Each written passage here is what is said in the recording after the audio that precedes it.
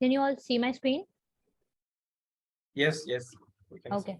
So this is our agenda for today. Welcome to the day 2 of IB and PHP workshop. So we'll probably be covering quadratic equations, mean, median, mode, logarithm, sequences, and series today. So let's begin with the first topic for today's workshop, and that's quadratic equations. So quadratic equations बहुत important part है आपकी in THP का, so make sure you all pay attention and focus on all that we are doing today. So quadratic equation में सबसे पहले हम ये देखते हैं कि quadratic equation होती क्या है. We all know कि linear equation को हम किस तरह distinguish करते हैं भाई, कि linear equation वो equation होती है जिसमें maximum जो power होती है variable की, that is 1. Right? For example, if I write y equals to 3x plus 5. So because in this expression, in this equation, the maximum power of a variables is 1, so we call it linear. Quadratic इसी तरह quadratic इसीलिए कहलाती है because the maximum power of our variables is 2 in this case.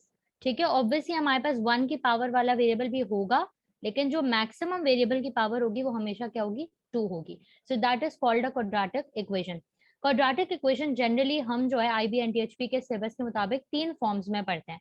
We have a general form, ठीक है, which is simply जो हम day to day quadratics देखते हैं वो आपके जनरल फॉर्म में होती है, which is y equals to ax² plus bx plus c. अब ये लेटर्स आप लोगों ने जरूर याद करने के a क्या होता है, b क्या होता है और c क्या होता है, बिकॉज अगर हम क्वाड्रेटिक फॉर्मूला यूज कर रहे होते हैं अपनी इक्वेशन को फैक्टराइज करने के लिए या x वैल्यूज निकालने के लिए, सो हमें ये लेटर से वी शुड बी आइडेंटिफाइबल, कि हमें आइडेंटिफाई करना आना चाहिए कि वी शुड बी फेमिलियर कि what is a and what is b and c और in a general form of quadratic equation.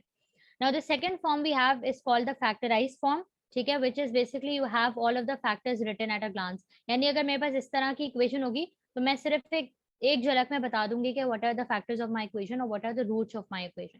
ठीक है, generally this form is used to find the factors x is equals to minus a and x is equals to minus b. The third form is the vertex form, और vertex form को generally हम use करते हैं as the word says, vertex का मतलब होता है turning point. तो vertex form of quadratic equation is generally used to find the turning point of the equation. तो यहाँ में turning point, stationary point, maximum point, minimum point निकालना होता है, तो हम ये वाला थर्ड वाली फॉर्म यूज करते हैं. ठीक है, अब एक एक करके हम तीनों फॉर्म्स को विजिट करते हैं, लेट्स सी कि हम किस तरह इनको फाइंड करते हैं, how do we utilize them. Okay, now in order to solve quadratic equations we have 3 methods. Firstly, factorization. Obviously factorization हम बहुत familiar हैं इससे, ठीक है, we have studied it as well, and this is the best way. अगर हम लोग quadratic equation को approach करना चाह रहे हैं तो ये best way है quadratic equation को solve करने का. लेकिन कुछ equations ऐसी होती हैं जो कि factorize नहीं हो रही होती, so our second resort is quadratic formula. अगर factorize नहीं हो रही एक particular equation, so we move on towards the quadratic formula. And last resort I would say is the completing square method, because completing square method थोड़ा सा technical और थोड़ा सा hectic भी होता है, ठीक है, but if you're familiar with it you can obviously go ahead with this as well. Completing square method हम generally तब use करते हैं जब हमें turning point या ऐसा कुछ निकालना होता है, लेकिन factorization is the easiest. हमेशा अगर हमें question सिर्फ solve का बोले और हमें roots निकालने हो या कुछ और करना हो तो हम factorization पे ही हमेशा जाएंगे, because बाकी दोनों methods are going to cost us some time.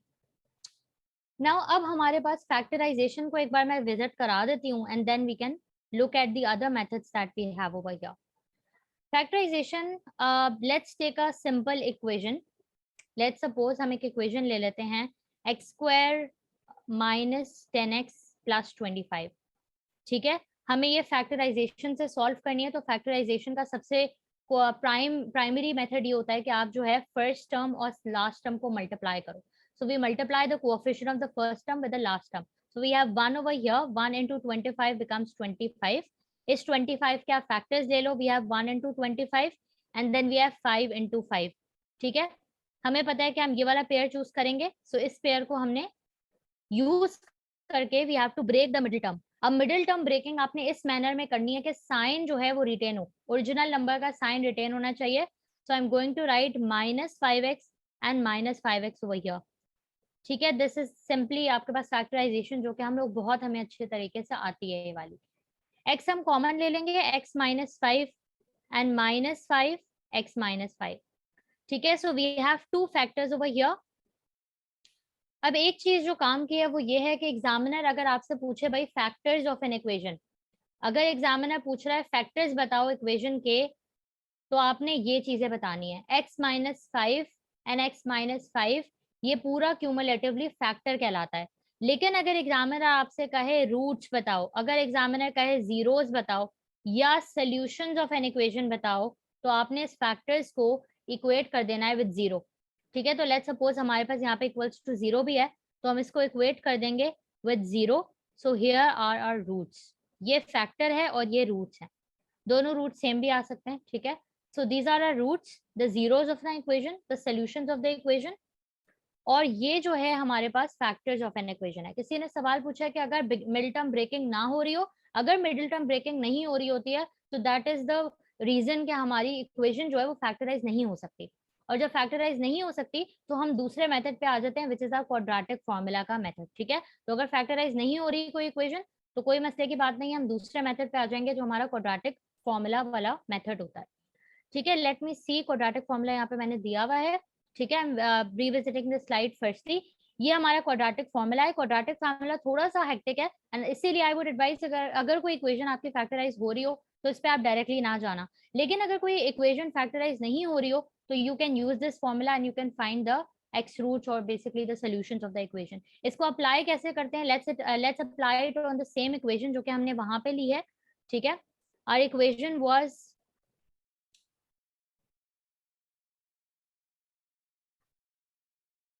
x square minus 10y plus 25, 10x, sorry. Okay, so we had x square minus 10x plus 25. अगर मुझे इसको क्वाड्रेटिक फॉर्मूला से सॉल्व करना हो, तो क्वाड्रेटिक फॉर्मूला मेरा होता है minus B plus minus under root of B square minus 4ac divided by 2a। ठीक है, क्वाड्रेटिक फॉर्मूला थोड़ा सा डिफिकल्ट होगा कैलकुलेटर के बगैर सॉल्व करना, लेकिन एग्जामिनर आपको फैसिलिटेट कर देगा अगर एग्जामिनर को पता नहीं चलेगा। अगर एग्जामिनर को पता होगा कि you can not solve this by factorisation, तो वो किस तरह फैसिलिटेट करेगा, he will basically give an answer in the answer options, जिससे जो कि अनसिम्प्लीफाइड होगा। फॉर एग्जांपल, जिससे आपको अंडर रूट की वैल्यू नहीं निकालनी पड़ी हो, तो वो आंसर आपको ऑलरेडी आंसर ऑप्शंस में दे देगा। ठीक है, so let's plug the values in this equation. So minus B जो है हमारे पास, दिस इज ए जो कोएफिशिएंट ऑफ एक्स स्क्वायर है, ये हमारे पास बी है और ये हमारे पास सी होता है। So minus as it is, B की जगह पे यू विल राइट माइनस 10। कुछ बच्चे सिर्फ 10 लिख लेते हैं, the answer will come out to be incorrect, so make sure you also taking the sign alongside with b. Plus and minus under root of b square which is again minus 10 का square minus 4, a की जगह पे आ जाएगा भाई 1 और c की जगह पे आ जाएगा 25 डिवाइडेड बाय 2a। अब एग्जामिनर अगर आपको क्वाड्रेटिक फॉर्मूला यूज करवा रहा है एग्जाम में, तो वो किस तरह अपना आंसर देगा आंसर ऑप्शन में, ये जो स्क्वायर रूट वाला पार्ट है ना, अगर ये इजीली सिंप्लीफाई नहीं हो रहा होगा, तो यू विल नोटिस कि आपके आंसर ऑप्शंस में कुछ इस तरह आंसर दिया हुआ होगा, 2 root under root of 3 let's suppose, so you have to select the answer accordingly. ठीक है, तो इस तरह you can employ the quadratic formula if factorisation is not the option which is available to you. Third जो हमारे पास option आता है भाई, वो आता है कंप्लीटिंग स्क्वायर मेथड। पहले हम तीनों ऑप्शंस डिस्कस कर लेते हैं, फिर भी move back to the slide. This is the third method and this is the primary method अगर आपको टर्निंग पॉइंट निकालना हो या आपको किसी और मेथड से टर्निंग पॉइंट अगर ना निकालना होता हो, तो so you have to employ the completing square method. ठीक है, लेकिन it is advisable completing square को हमेशा लास्ट प्रायोरिटी पे रखो, because it cost you your time. Factorisation सबसे ईजी है, सबसे स्विफ्ट मेथड है। कंप्लीटिंग स्क्वायर मेथड हमें कैसे करना होता है, let's suppose if we have an equation x square minus 14x plus 48 equals to 0। सबसे पहला काम हमें क्या करना है, we are going to write x square as it is, we are going to write minus 14x as it is, ये दोनों numbers हमने as it is लिख दिए।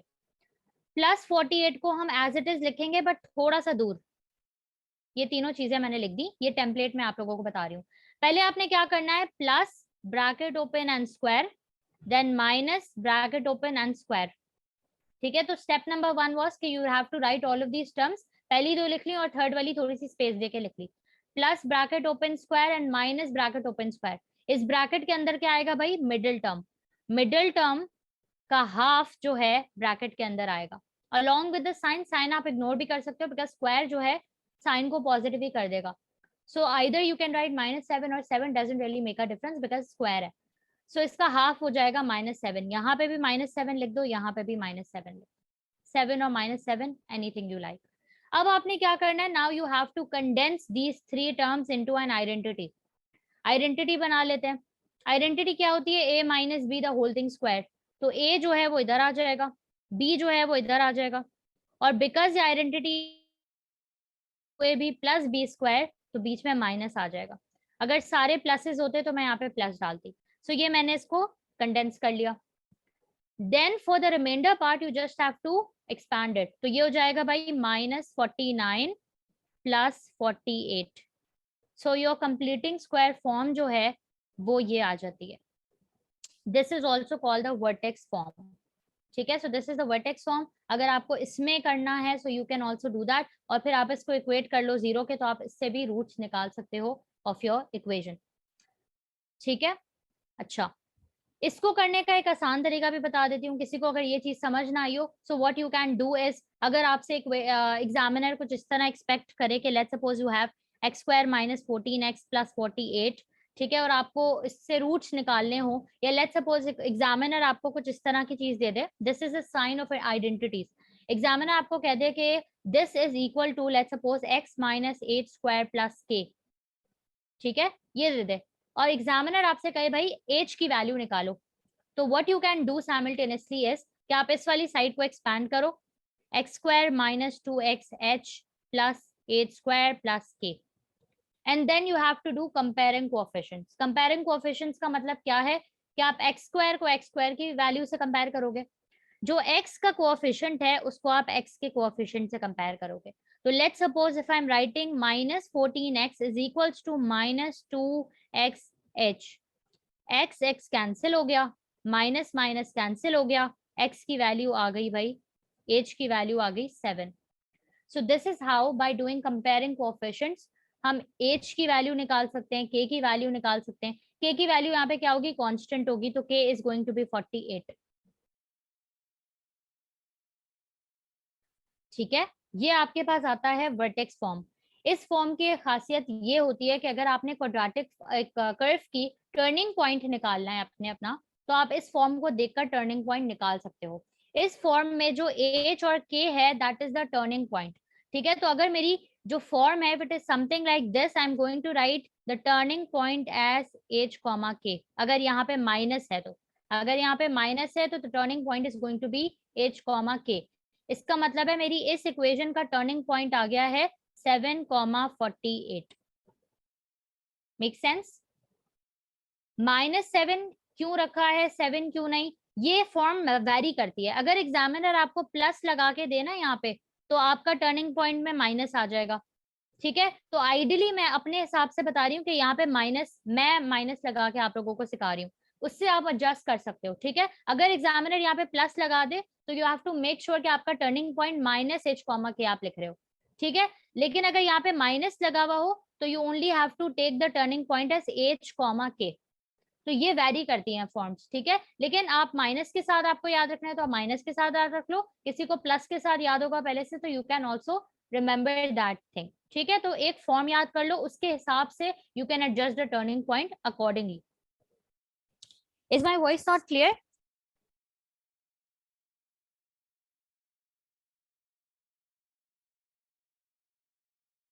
ओके, जिसको ये वाला तरीका टर्निंग पॉइंट का समझ नहीं आया है, मैं एक और आसान सा तरीका बताती हूँ। This is even more hectic I would say.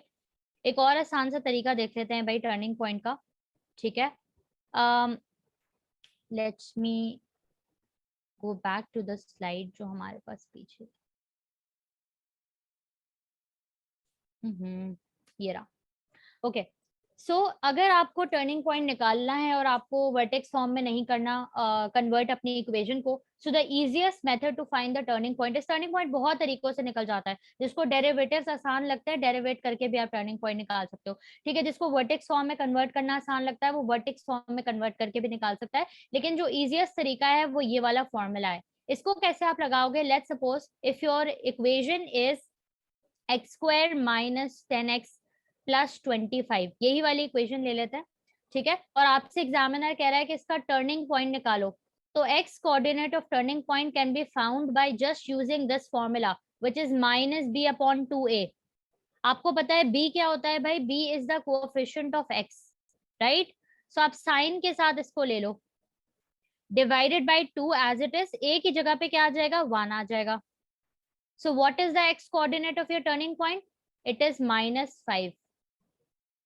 अब जैसे ही आपके पास x coordinate of turning point आ जाए, y coordinate of turning point का फॉर्मूला याद करने की जरूरत नहीं है, फिर भी मैंने लिख दिया है। आप क्या करोगे, आप इस x को अपनी इक्वेशन में प्लग इन कर लोगे। So let's plug -5 in place of x over here. जब आप -5 इस इक्वेशन में डालोगे, so you can easily find the value of y।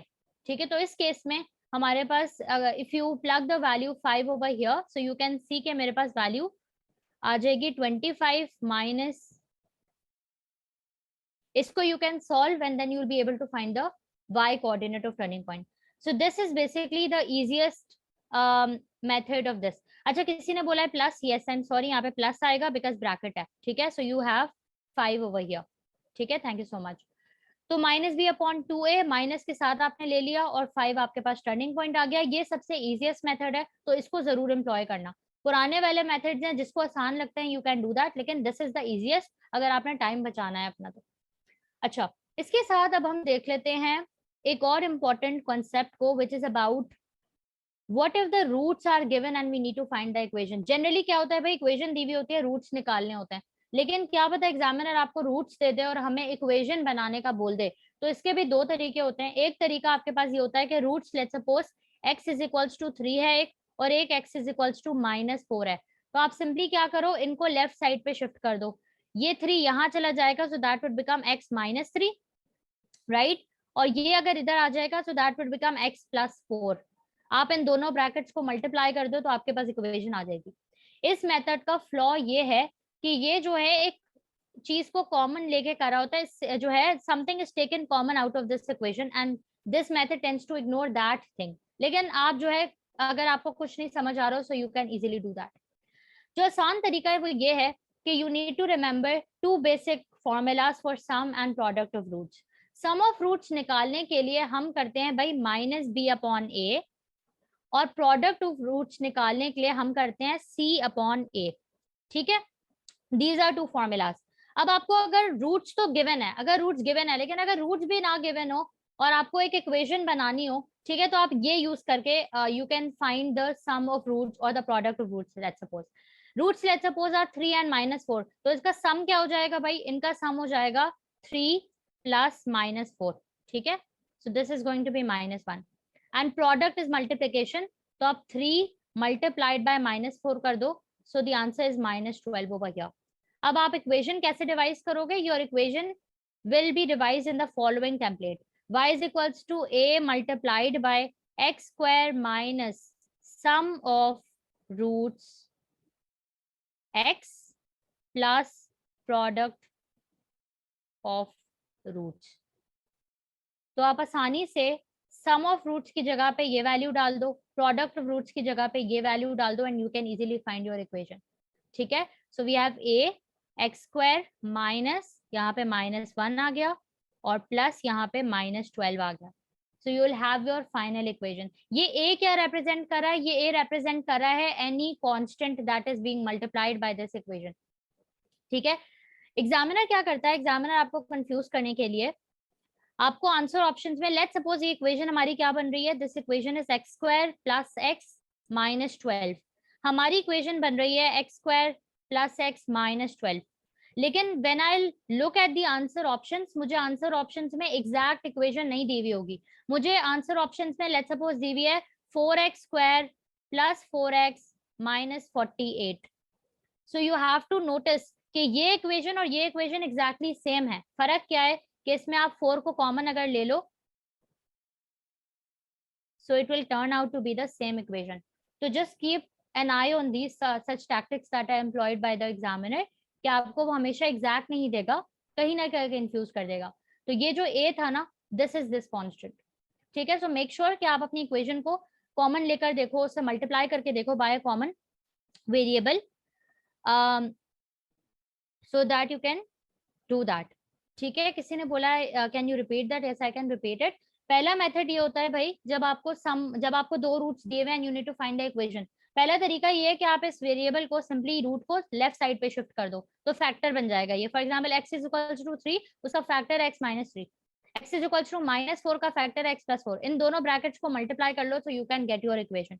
इसका फ्लॉ ये था कि बस ये a को नहीं बताता कि वेदर a यहाँ पे कोई वेरिएबल मल्टीप्लाई हो रहा है विद द एंटायर इक्वेशन और नॉट।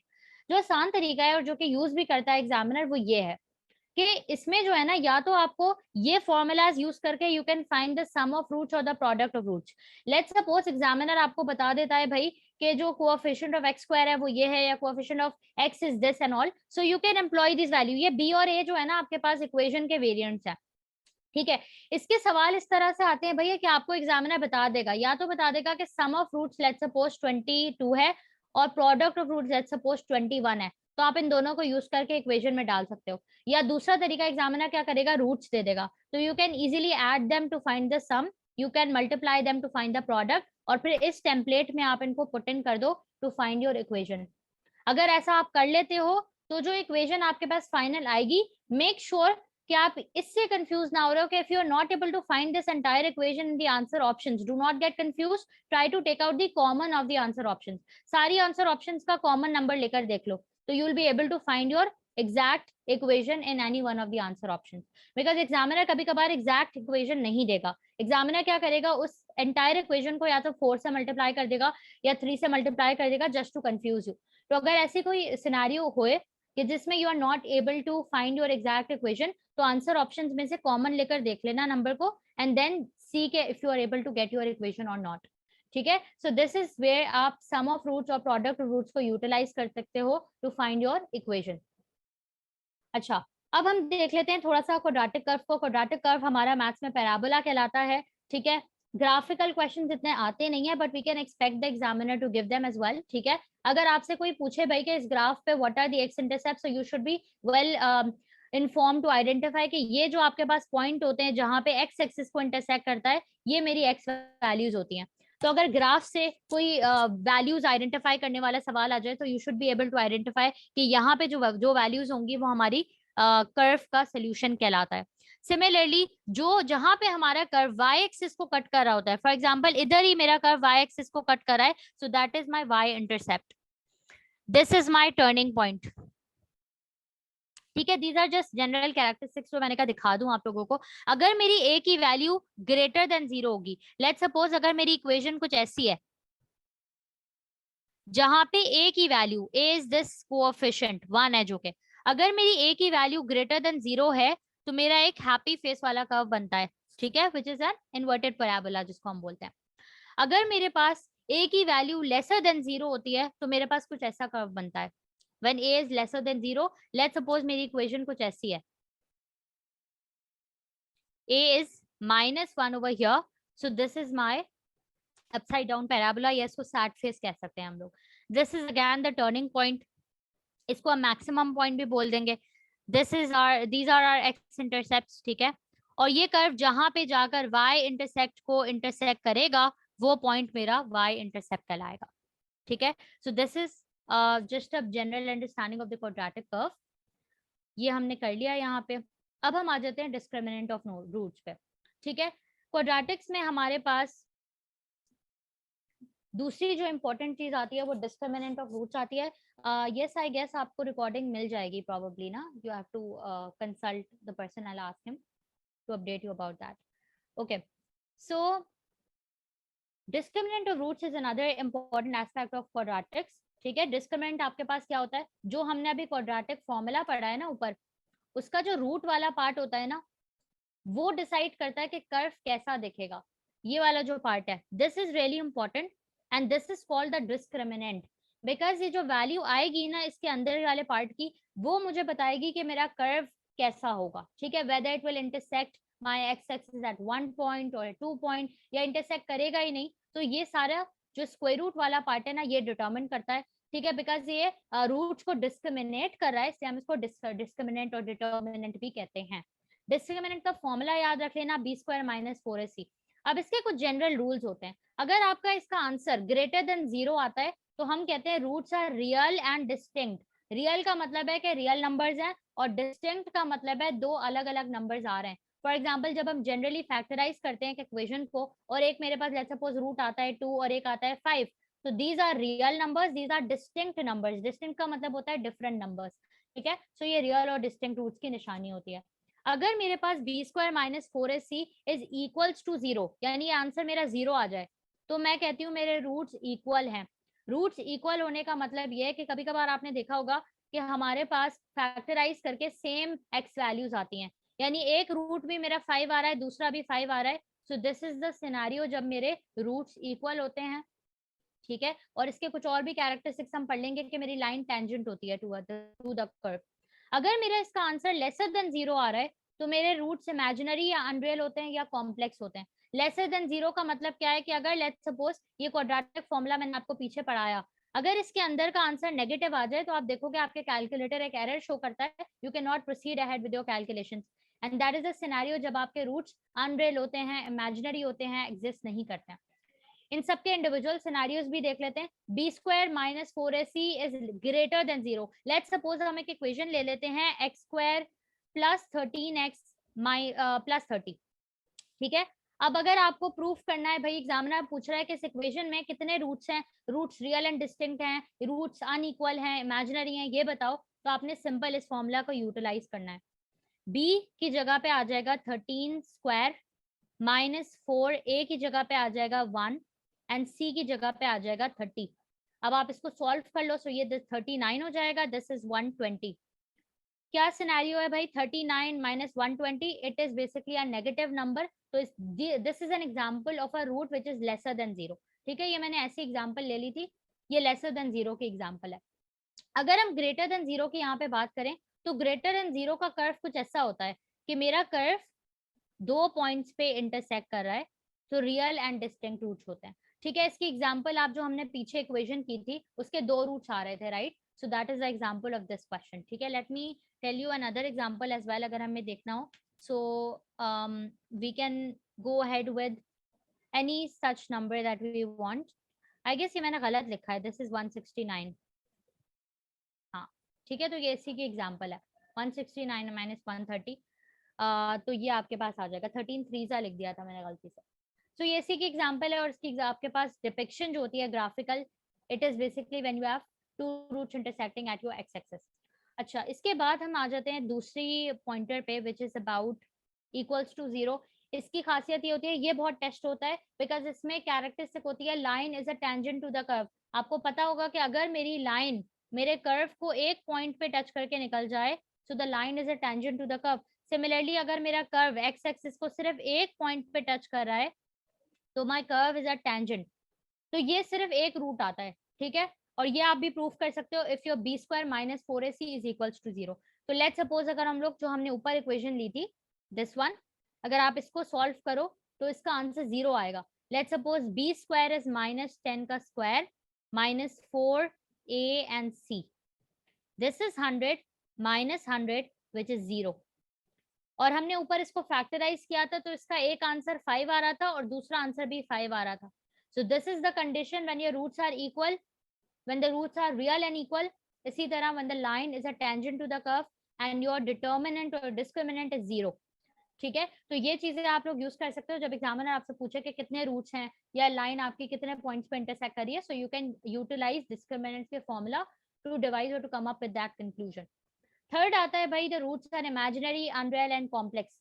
इसकी डिपिक्शन अगर मैं बताऊं तो ये होता है आपके पास कोई ऐसा वाला सिनेरियो जब आपका कर्व कहीं भी इंटरसेक्ट नहीं कर रहा होता, the curve lies above the X axis और the curve lies below the X axis, this is the point when your B square minus 4ac is lesser than 0, ठीक है। इसकी भी आप लोग कोई भी इक्वेशन में डाल के देख सकते हो उसको, सो ये भी आपके पास सेटिस्फाई हो जाएगा बाज दफा, ठीक है। इसकी ग्राफिकल रिप्रेजेंटेशन इज इंपॉर्टेंट, ये आपको पता होना चाहिए कि कर्व या तो बिल्कुल ऊपर लाया कर रहा है या तो कर्व बिल्कुल नीचे लाया कर रहा है, ठीक है। ये हमारे पास 3 डिस्क्रिमिनेंट्स आ जाते हैं और इनको यूटिलाइज करके आप बता सकते हो कि आपके whether you have 2 roots, whether you have 1 root to the equation और whether you have no root to the equation, ठीक है। आपको जनरली एग्जामिनर क्या दे सकता है भाई, एग्जामिनर आपको सवाल कुछ इस तरह दे सकता है कि he can give you 1 equation of a line, ठीक है। एक इक्वेशन लाइन की हो सकती है, कोई भी ले लेते हैं, लेट्स सपोज हम ले लेते हैं y equals to 3x plus 5,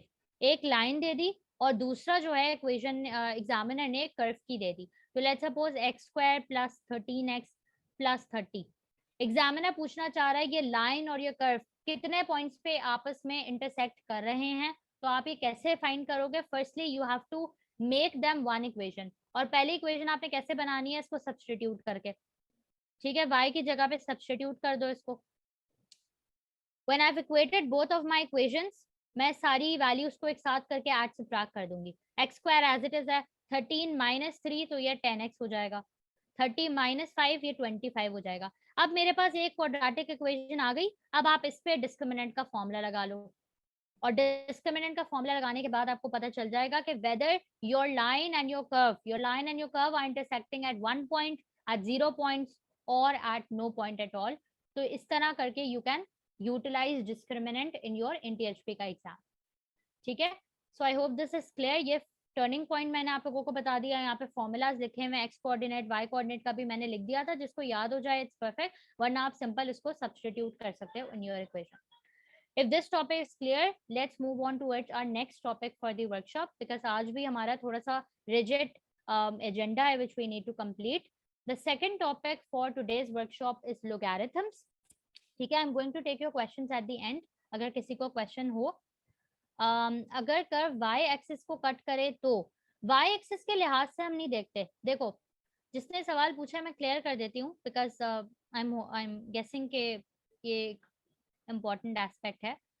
जो हमारा क्वाड्रेटिक कर्व होता है ना भाई, उसको हम एक्स एक्सिस के पर्सपेक्टिव से देखते हैं हमेशा, बिकॉज हमारे क्वाड्रेटिक कर्व के रूट्स जो होते हैं वो हमेशा एक्स स्क्वायर के टर्म्स में, एक्स के टर्म्स में होते हैं। So we only study the relationship with x axis and the curve, ठीक है। अगर हमारा कर्व वाई एक्सिस से इंटरसेक्ट कर रहा होता है तो हम उसको वाई इंटरसेप्ट कहते हैं, हम उसको सॉल्यूशंस ऑफ द इक्वेशन नहीं कहते। ये जो वाई एक्सिस से इंटरसेक्ट करने वाली कहानी है ना, ये हमारे पास होती है इस वाले ग्राफ में। This is not a quadratic curve का graph, this is the graph of square of x. Square of x का अगर मैं ग्राफ बना के दिखाऊं तो square of x का ग्राफ कुछ ऐसा बनता है, y एक्सिस पे इंटरसेक्ट करता है, ठीक है। So this is not something that we are studying. Square of x के सवाल नहीं आते, आप लोग क्वाड्रेटिक पे फोकस करो। क्वाड्रेटिक का सिर्फ एक्स एक्सिस से रिलेशन होता है, वाई एक्सिस से नहीं होता। वाई एक्सिस से अगर क्वाड्रेटिक का कर्व इंटरसेक्ट कर रहा है, so that such point is called your y intersect. Again कितने पॉइंट पे कट कर रहा है ये आपको डिटर्मिनेंट देखकर पता करना पड़ेगा, ये आपको बिल्कुल नहीं पता चलेगा। यही मैंने बताया है कि if you want to check if your curve is intersecting at 1 point, at 0 points और एट 2 पॉइंट्स, तो आप डिटर्मिनेंट का फॉर्मूला लगाओगे डिस्क्रिमिनेंट का और आपके पास आंसर आ जाएगा। अच्छा, अब हम लॉग्स के टॉपिक को देख लेंगे। लॉग्स का भी टॉपिक आप लोगों ने बहुत extensively like matrices and search अपने FSC में पढ़ा होगा, सो that is really good of you अगर आपको लॉग्स अच्छे से आते हैं, बिकॉज लॉग्स में बहुत बच्चे मैसअप कर जाते हैं। लॉग्स के कुछ रूल्स हैं जो कि मैंने यहाँ पे बहुत कॉम्प्रिहेंसिवली लिख दिए हैं, इसको हम एक एक करके देख लेते हैं। रूल नंबर 1 कहता है, if log with the same base but different powers are added. If log with the same base, ठीक है, log with the same base but different powers, एक 3 ले लेते हैं, एक 5 ले लेते हैं। If log with the same base, ये बेस होती है लॉग की, ये पावर होती है। If they are added together, तो we take log of the base common and we multiply the powers, so 3 into 5, so this has become log 2 into 15, ठीक है, make sense? This is rule number 1 of logs. कभी कभार examiner, अच्छा ये base होती है और ये पावर, लेकिन कभी कभार एग्जामिनर सिर्फ लिखता है log 3, तो do not get confuse by the fact कि इसमें बेस कौन सी है, पावर कौन सी है। जब एग्जामिनर सिर्फ log 3 लिख रहा है ना, तो यहाँ पे बेस 10 है and that 10 is transparent, it's not visible, और ये 3 जो है वो पावर होती है। तो बेस कभी कभार एग्जामिनर लिख देता है, लेकिन अगर ना लिखे तो do not get confuse by the fact, यहाँ पे 10 होता है हमेशा, जो कि एग्जामिनर कभी नहीं लिखता, ठीक है। So this is rule number 1 for you. Rule number 2 पे आ जाते हैं हम। रूल नंबर 2 आपका ये कहता है भाई कि अगर log with the same base again but different powers are subtracted, we take log with the base common and we divide the powers. Indices जिसने अभी पढ़ी थी हम लोगों ने, तो इंडिसेस और लॉग्स को आपने कंफ्यूज नहीं करना है, ठीक है। हम बाज होगा तो हम इंडिसेस और लॉग्स के रूल्स को कंफ्यूज कर देते हैं आपस में, so there's a clear distinction between them. ये रूल्स आपको बहुत अच्छे से याद होने चाहिए। सेकेंड रूल क्या कह रहा है, बेस अगर सेम हो, दोनों की पावर्स डिफरेंट हो, माइनस का साइन हो बीच में, तो आप बेस और लॉग को कॉमन लेते हो और पावर्स को आप डिवाइड कर देते हो. सो this is rule number 2. Rule number 3 कहता है log with the same base and power is 1. तो log with the same base and power is 1. इसके सवाल कैसे आते हैं, अगर एग्जामिनर आपको दे दे let's suppose log 5x plus 2, ये बेस है और ये पावर है पूरी, इज इक्वल्स टू 1. कैसे सॉल्व करोगे, आप 1 की जगह पे लिख दो log 5 and 5. ये log 5 और 5 कैंसिल और पावर्स को इक्वेट कर लो just as we do in indices. तो आपके पास यहाँ पे आंसर आ जाएगा, x की वैल्यू आ जाएगी. This rule is particularly very important. अगर बेस चेंज हो तो ये रूल्स नहीं अप्लाई होंगे. ठीक है, अगर बेस चेंज होंगे तो जनरली आपके पास लॉग्स के ये वाले रूल्स नहीं लगते, आपको बेस को सेम में देता है एग्जामिनर अगर लॉग्स के रूल्स अप्लाई करवाने हैं तो. ठीक है, अगर बेस सेम नहीं होती तो हम कोशिश करते हैं कि हम उसको सेम बना ले किसी तरह, उसके हम क्वेश्चंस अभी देखते हैं आगे, लेकिन जनरली सेम ही होती है. रूल नंबर 4 कह रहा है भाई if the log function is such that the power of the log is another power. अब हो सकता है भाई ये लॉग का फंक्शन है, लॉग बेस 2 है, ठीक है, इसकी पावर लेट्स सपोज 3 है. Log base power has another power, इसके ऊपर एक और पावर है. ठीक है, तो हम इस चीज को then the log with the base and the power is taken common, और जो पावर ऑफ द लॉग है, जो ये वाली पावर है, उसको हम नीचे लाकर मल्टीप्लाई कर देते हैं लॉग फंक्शन से. This is nothing but a rule, तो इसको आप लोग याद कर सकते हैं. क्या करेंगे, अगर आपके पास लॉग के ऊपर एक पावर है और इस पावर की एक और पावर है, तो आप लॉग और पावर को कॉमन ले लो और इस 2 को नीचे ले आओ if you want to write the log in this form. ठीक है, वरना आप एक और तरीका क्या है भाई इसको लिखने का, log 2 एज इट इज लिखो, और 3 स्क्वायर है ना तो इस तरह 9 लिख दो directly. You can also do that. 3 square था, 3 की पावर 2 थी, तो आप इसको 9 लिख दो directly. You can also do that. ठीक है, तो इधर न्यूमेरस मेथड, और ये मेथड वेरी क्यों करते हैं भाई, डिपेंडिंग ऑन योर क्वेश्चन. अगर आपको क्वेश्चन में लग रहा है कि इट्स रीजनेबल कि आप इस फॉर्म में लेकर आओ, इस फॉर्म में ले आओ. If you think it's reasonable कि मैं इस फॉर्म में रखूं, तो आप वापस इस फॉर्म में ला सकते हो. रूल 5 इसी का आई गेस एडिशन है, which says that if something is multiplied to the log function, वही चीज ले लेते हैं, अगर कोई नंबर मल्टीप्लाई हो रहा है लॉग फंक्शन से, so it becomes the power of the log. तो इसको मैं लिख सकती हूँ log 3 2 एंड ये 2 वापस से ऊपर आ जाएगा. इसको आप और सिंप्लीफाई करने के लिए log 3 2 की पावर 2 जो है वो 4 होती है, तो आप 4 भी लिख सकते हो इसको. ठीक है, this is what you can do if you want to employ logs in any of your questions. इसी तरह भाई log with any base power of 1 is 0. अगर लॉग है उसकी कोई भी बेस है, लेट्स सपोज 10 है, अगर पावर 1 है तो इसका आंसर हमेशा 0 आएगा. ठीक है, कुछ स्टूडेंट्स क्या करते हैं सेम रिजल्ट ले लेते हैं, नो 0 आता है आंसर इसका. रूल नंबर 7 कहता है log with any base power of 0 does not exist in mathematics. Indices के रूल को यहाँ पे कंफ्यूज नहीं करना. इंडिसेस का रूल कहता था अगर किसी भी नंबर के ऊपर 0 होता है तो आंसर 1 आता है, दैट वाज इंडिसेस. लॉग में अगर बेस के ऊपर 0 होगा तो आपका आंसर अनडिफाइंड आएगा. The answer does not exist in mathematics. Rule number 8 कह रहा है log with any base negative power does not exist. log की पावर नेगेटिव नहीं हो सकती. ठीक है, again this is outside the scope of mathematics, it cannot exist. ठीक है, इसी तरह रूल नंबर 9 देख लेते हैं. रूल नंबर 9 ये कहता है कि if the power and the base of the log function are to be interchanged. अगर देखो लेट्स सपोज मेरे पास कोई कह रहा था कि मेरे से अगर बेस सेम ना हो तो देयर आर वेरियस वेज जिससे हम लोग बेस को सेम भी कर सकते हैं. लेट्स सपोज अगर मेरे पास ये होता, ठीक है, और मेरे पास जो क्वेश्चन है ना, let's suppose this is my log that I am working with, और जो क्वेश्चन मुझे दिया हुआ है ना वो कुछ इस तरह का है. लेट्स सपोज log 3 है, इधर बेस 3 है, ठीक है, log 2 3. एग्जामिनर कह रहा है x की वैल्यू निकालो. अब मैं कैसे x की वैल्यू निकालूं when the bases are not the same. ठीक है, this is just an example, मैं बता रही हूँ कि आपको जरूरत पड़ती है बेस चेंज करने की. सही है, तो अब हम क्या करेंगे, ठीक है, इग्नोर दिस फॉर नाउ. अब हम क्या करेंगे, now we will reciprocate the log. अगर मैं लॉग को रेसिप्रोकेट करती हूँ तो बेस की जगह पे पावर आ जाती है, पावर की जगह पे बेस चली जाती है। रेसिप्रोकेट करने का मतलब क्या है, 2 का रेसिप्रोकल होता है 1/2, तो इसका रेसिप्रोकल हो जाएगा 1/log, पावर की जगह पे बेस आ जाएगी और बेस की जगह पे पावर।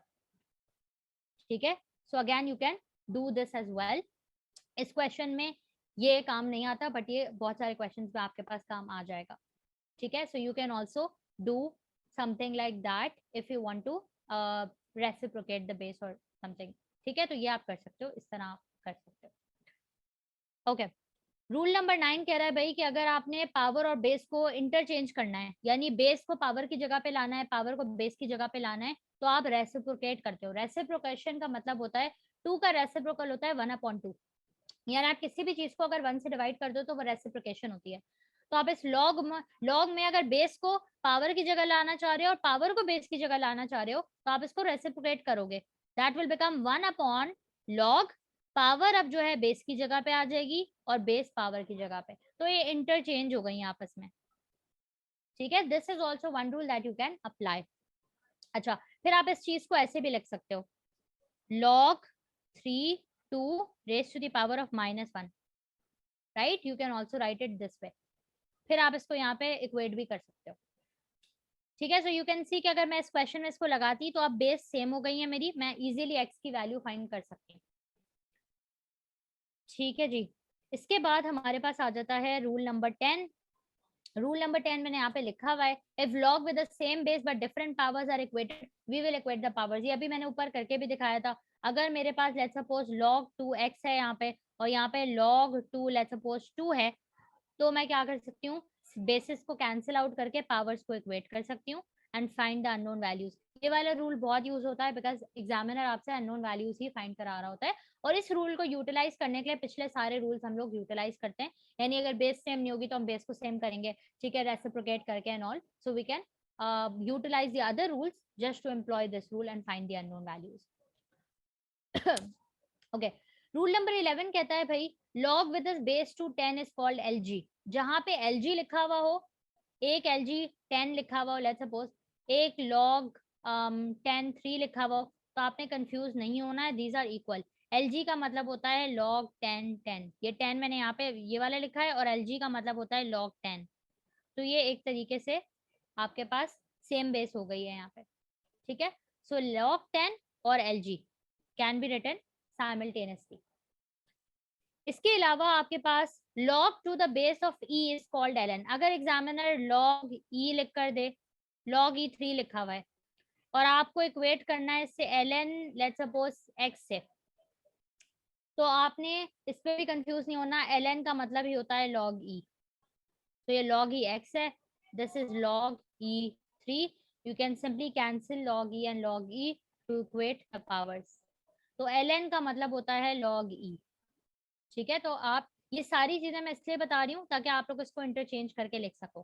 रूल नंबर 11 कह रहा है कि अगर आपके पास कहीं पे LG लिखा हुआ हो, ठीक है, तो LG को आप log 10 भी लिख सकते हो। तो लेट्स सपोज अगर मैं यहाँ पे क्वेश्चन बनाऊं, LG 10, ठीक है, is equals to log of 10x plus 2। Examiner कह रहा है x की वैल्यू फाइंड करो, आप कंफ्यूज हो गए कि LG है या log 10 है, तो इस LG को आप log 10 भी लिख सकते हो। तो LG is equivalent to log 10, यहाँ पे LG 10 log 10 को LG भी लिख सकते हो। ठीक है, so now you see the basis are same, you can simply cancel out the basis and equate the powers. तो ज्यादातर अननोन वैल्यूज निकालने के ही सवाल होते हैं, तो आप ये रूल्स एम्प्लॉय करके अननोन वैल्यूज निकाल सकते हो। अच्छा जी, इसके बाद आपके पास कौन सा रूल आ रहा है, ये वाला इंपॉर्टेंट। अच्छा, अब ये क्या है भाई, आपके पास इंडिसेस और इंडिसेस को लॉग्स में कन्वर्ट करना, लॉग्स को इंडिसेस में कन्वर्ट करना, how do we do that. Suppose examiner आपको ऐसा कुछ सवाल दे दे, अब मैंने अपने सारे रूल्स इंडिसेस के विजिट कर लिए और मुझे कोई रूल नहीं समझ आया जिससे मैं ये सॉल्व कर सकूं। ठीक है, तो एग्जामिनर ने आपको आंसर ऑप्शंस में दिया हुआ है कुछ, लेट्स सपोज log 3 2 ऐसी वैल्यूज दी हुई है, इक्विवेलेंट वैल्यूज नहीं देगा, log क्योंकि कैलकुलेटर से निकलता है, तो एग्जामिनर आपको आंसर ऑप्शंस में ऐसी वैल्यूज देगा, इस तरह लिख कर देगा। ठीक है, आंसर ऑप्शन में you have to choose any one of them, let's suppose. तो इंडिसेस नहीं लग रहा तो आप इसको log में कन्वर्ट कर लो। कैसे कन्वर्ट करोगे, ये वाले स्टेप्स लगाएंगे हम। Introduce logs, base remains the same, the number after the equals to sign becomes the power and the power goes after the equals to sign. ठीक है, सिंपल है. इसको आप एक बार रूल्स को पढ़ लोगे and just follow the rules so you will be able to do it. तो एग्जामिनर ने लेट्स सपोज आपका आंसर ऑप्शन में ये दिया हुआ होगा 2,3, तो यू कैन सिलेक्ट दैट. ठीक है, इसी तरह एक और बार कर लेते हैं. लेट्स सपोज अगर मेरे पास इसी तरह का एक और प्रॉब्लम है which is 2x is equals to 5 करके देख लेते हैं. तो आप अगेन ये करोगे, इंट्रोड्यूस लॉग्स, यानी यहाँ पे लॉग ले आओ, base remains the same, the number after the equals to sign 5 है ना, वो पावर बन जाएगा और ये जो पावर है ना इसकी, ये यहाँ पे चली जाएगी. सो this is how you can convert indices into logs. Clear है सबको? इसके बाद भाई आ जाते हैं लॉग्स को इंडिसेस में. अब आपको लग रहा है कि भाई एक सवाल है जो कि okay let me repeat it again. भाई ये आपके पास तरीका होता है कि अगर आपको लॉग्स इंडिसेस से लॉग्स में जाना हो, ठीक है, जब आपको लग रहा हो कि इंडिसेस का कोई भी प्रॉब्लम यहाँ पे काम नहीं कर रहा, so convert it into logs. ये सवाल था. अब वो एग्जामिनर ने कहा एक्स की वैल्यू निकालो, तो मैं कैसे निकालूं एक्स की वैल्यू? इसको लॉग में कन्वर्ट कर लो. लॉग में कन्वर्ट करने का पहला स्टेप होता है इंट्रोड्यूस लॉग्स. लॉग्स ले आई मैं यहाँ पे, बेस है ना मेरी, ये base remains the same, the number after the equals to sign becomes the power and the power goes after the equals to sign. Simple. ठीक है, ये दोनों स्टेप्स मैंने यहाँ पे लिखे हैं. इसको अगर आप लोग एक बार पढ़ लोगे तो ये याद हो जाएगी. ठीक है, I remember this from my school, और मुझे अभी तक याद है जस्ट बाय रीडिंग देम. तो आप लोग भी एक दो बार रिपीट करोगे, सो you can simply recall the rule and convert the indices into logs. दूसरा तरीका आता है भाई लॉग्स से इंडिसेस में जाना. अब ये लॉग दिया हुआ है, मुझे इसको इंडिसेस में कन्वर्ट करना है बिकॉज मुझे लग रहा है कि मैं कैसे निकालूं एक्स की वैल्यू. ठीक है, ये ऐसा कुछ दिया हुआ है, एग्जामिनर कह रहा है एक्स की वैल्यू निकालो, मुझे लग रहा है लॉग इसमें नहीं लग रहा, so I am going to convert logs into indices.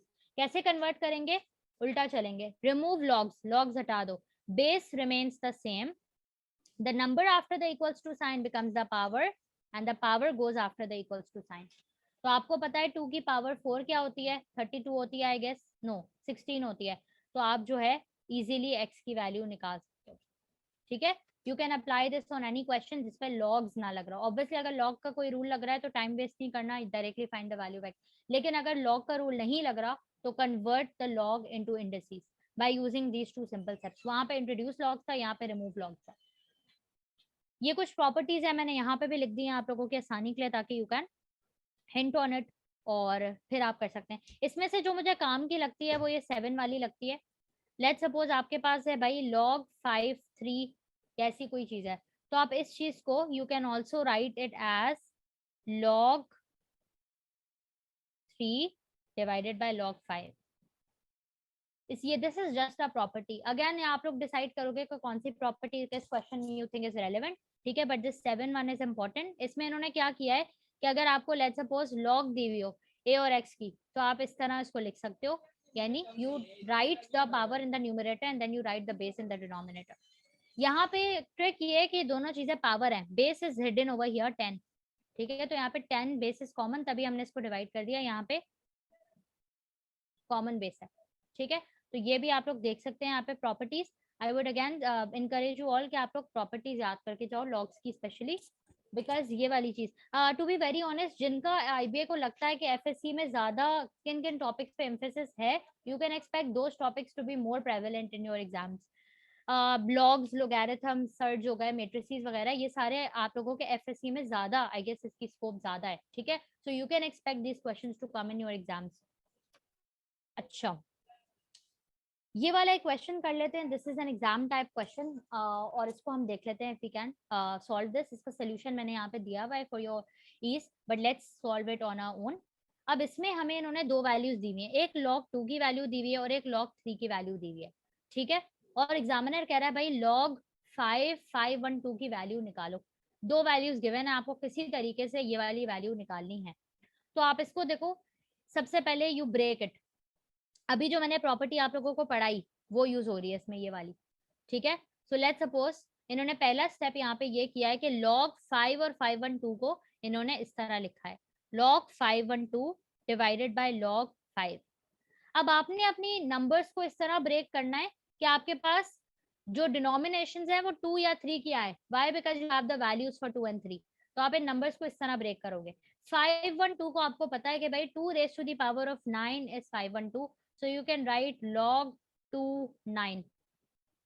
log 5 की वैल्यू आपके पास मौजूद नहीं है एग्जाम में, आपको 2 चाहिए या 3 चाहिए, तो आप इस वैल्यू को लिख लो भाई as 10/2, बिकॉज 10/2 इज ऑल्सो 5। तो यहाँ पे I am employing the rules over here. अब मैंने क्या किया, मैंने रूल नंबर 4 5 एम्प्लॉय किया और इस पावर को यहाँ पे लाकर मल्टीप्लाई कर दिया। 9 log 2, मैं इधर से समझा देती हूँ, ठीक है। 10/2 को मैंने क्या किया, दिस वाज रूल नंबर 2, कि जब पावर्स आपके पास with the same base different power subtract हो रही होती है तो मैं डिवाइड कर देती हूँ, तो इन्होंने यहाँ पे सब्ट्रैक्ट कर दिया है इसको, ठीक है। देन यू नो log 2 की वैल्यू आपके पास है, आप log 2 की वैल्यू डाल दो यहाँ पे, ठीक है, और simply you can right the values over here. log 10 की वैल्यू log 10 10 है, तो log 10 10 की वैल्यू 1 होती है,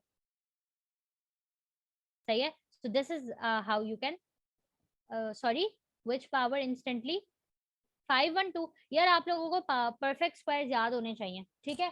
I would encourage you all, आप लोग 2 के परफेक्ट स्क्वायर्स एटलीस्ट 2 की पावर 2, 2 की पावर 3, 4 5 6 9 या 10 तक तो याद करके जाओ। Same goes for some other numbers like 4 हो गया, 8 हो गया, इनकी आपको कुछ कुछ पावर्स आनी चाहिए।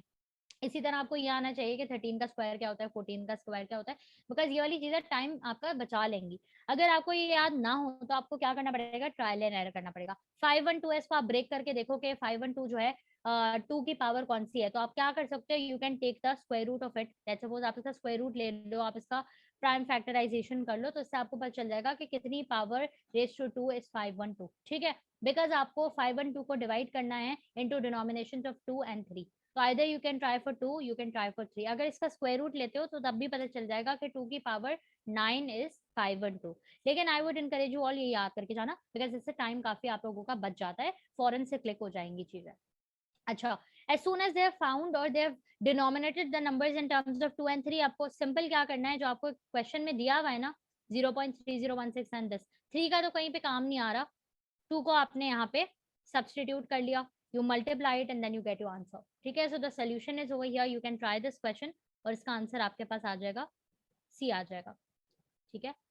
सो ये आपके पास गिवन है, तो जब भी बेस सेम ना हो, कोई बड़ा नंबर्स आ जाए, try to break it into smaller numbers, try to break it into the numbers जो कि एग्जामिनर ने गिवन है। यहाँ पे 3 यूज नहीं हो रहा, so do not get distracted. कभी कभार एक नंबर डिस्ट्रैक्ट करने के लिए दे देता है एग्जामिनर, यहाँ पे 2 यूज हो रहा था। और यहाँ पे ये वाली जो चीज की है ना log 10 को 1 इसलिए लिखा है बिकॉज log 10 10 है ये। मैंने कहा था कि जब भी एग्जामिनर सिर्फ log 3 लिख के दे, so this is the power, और बेस यहाँ पे हिडन होती है हमेशा, ठीक है।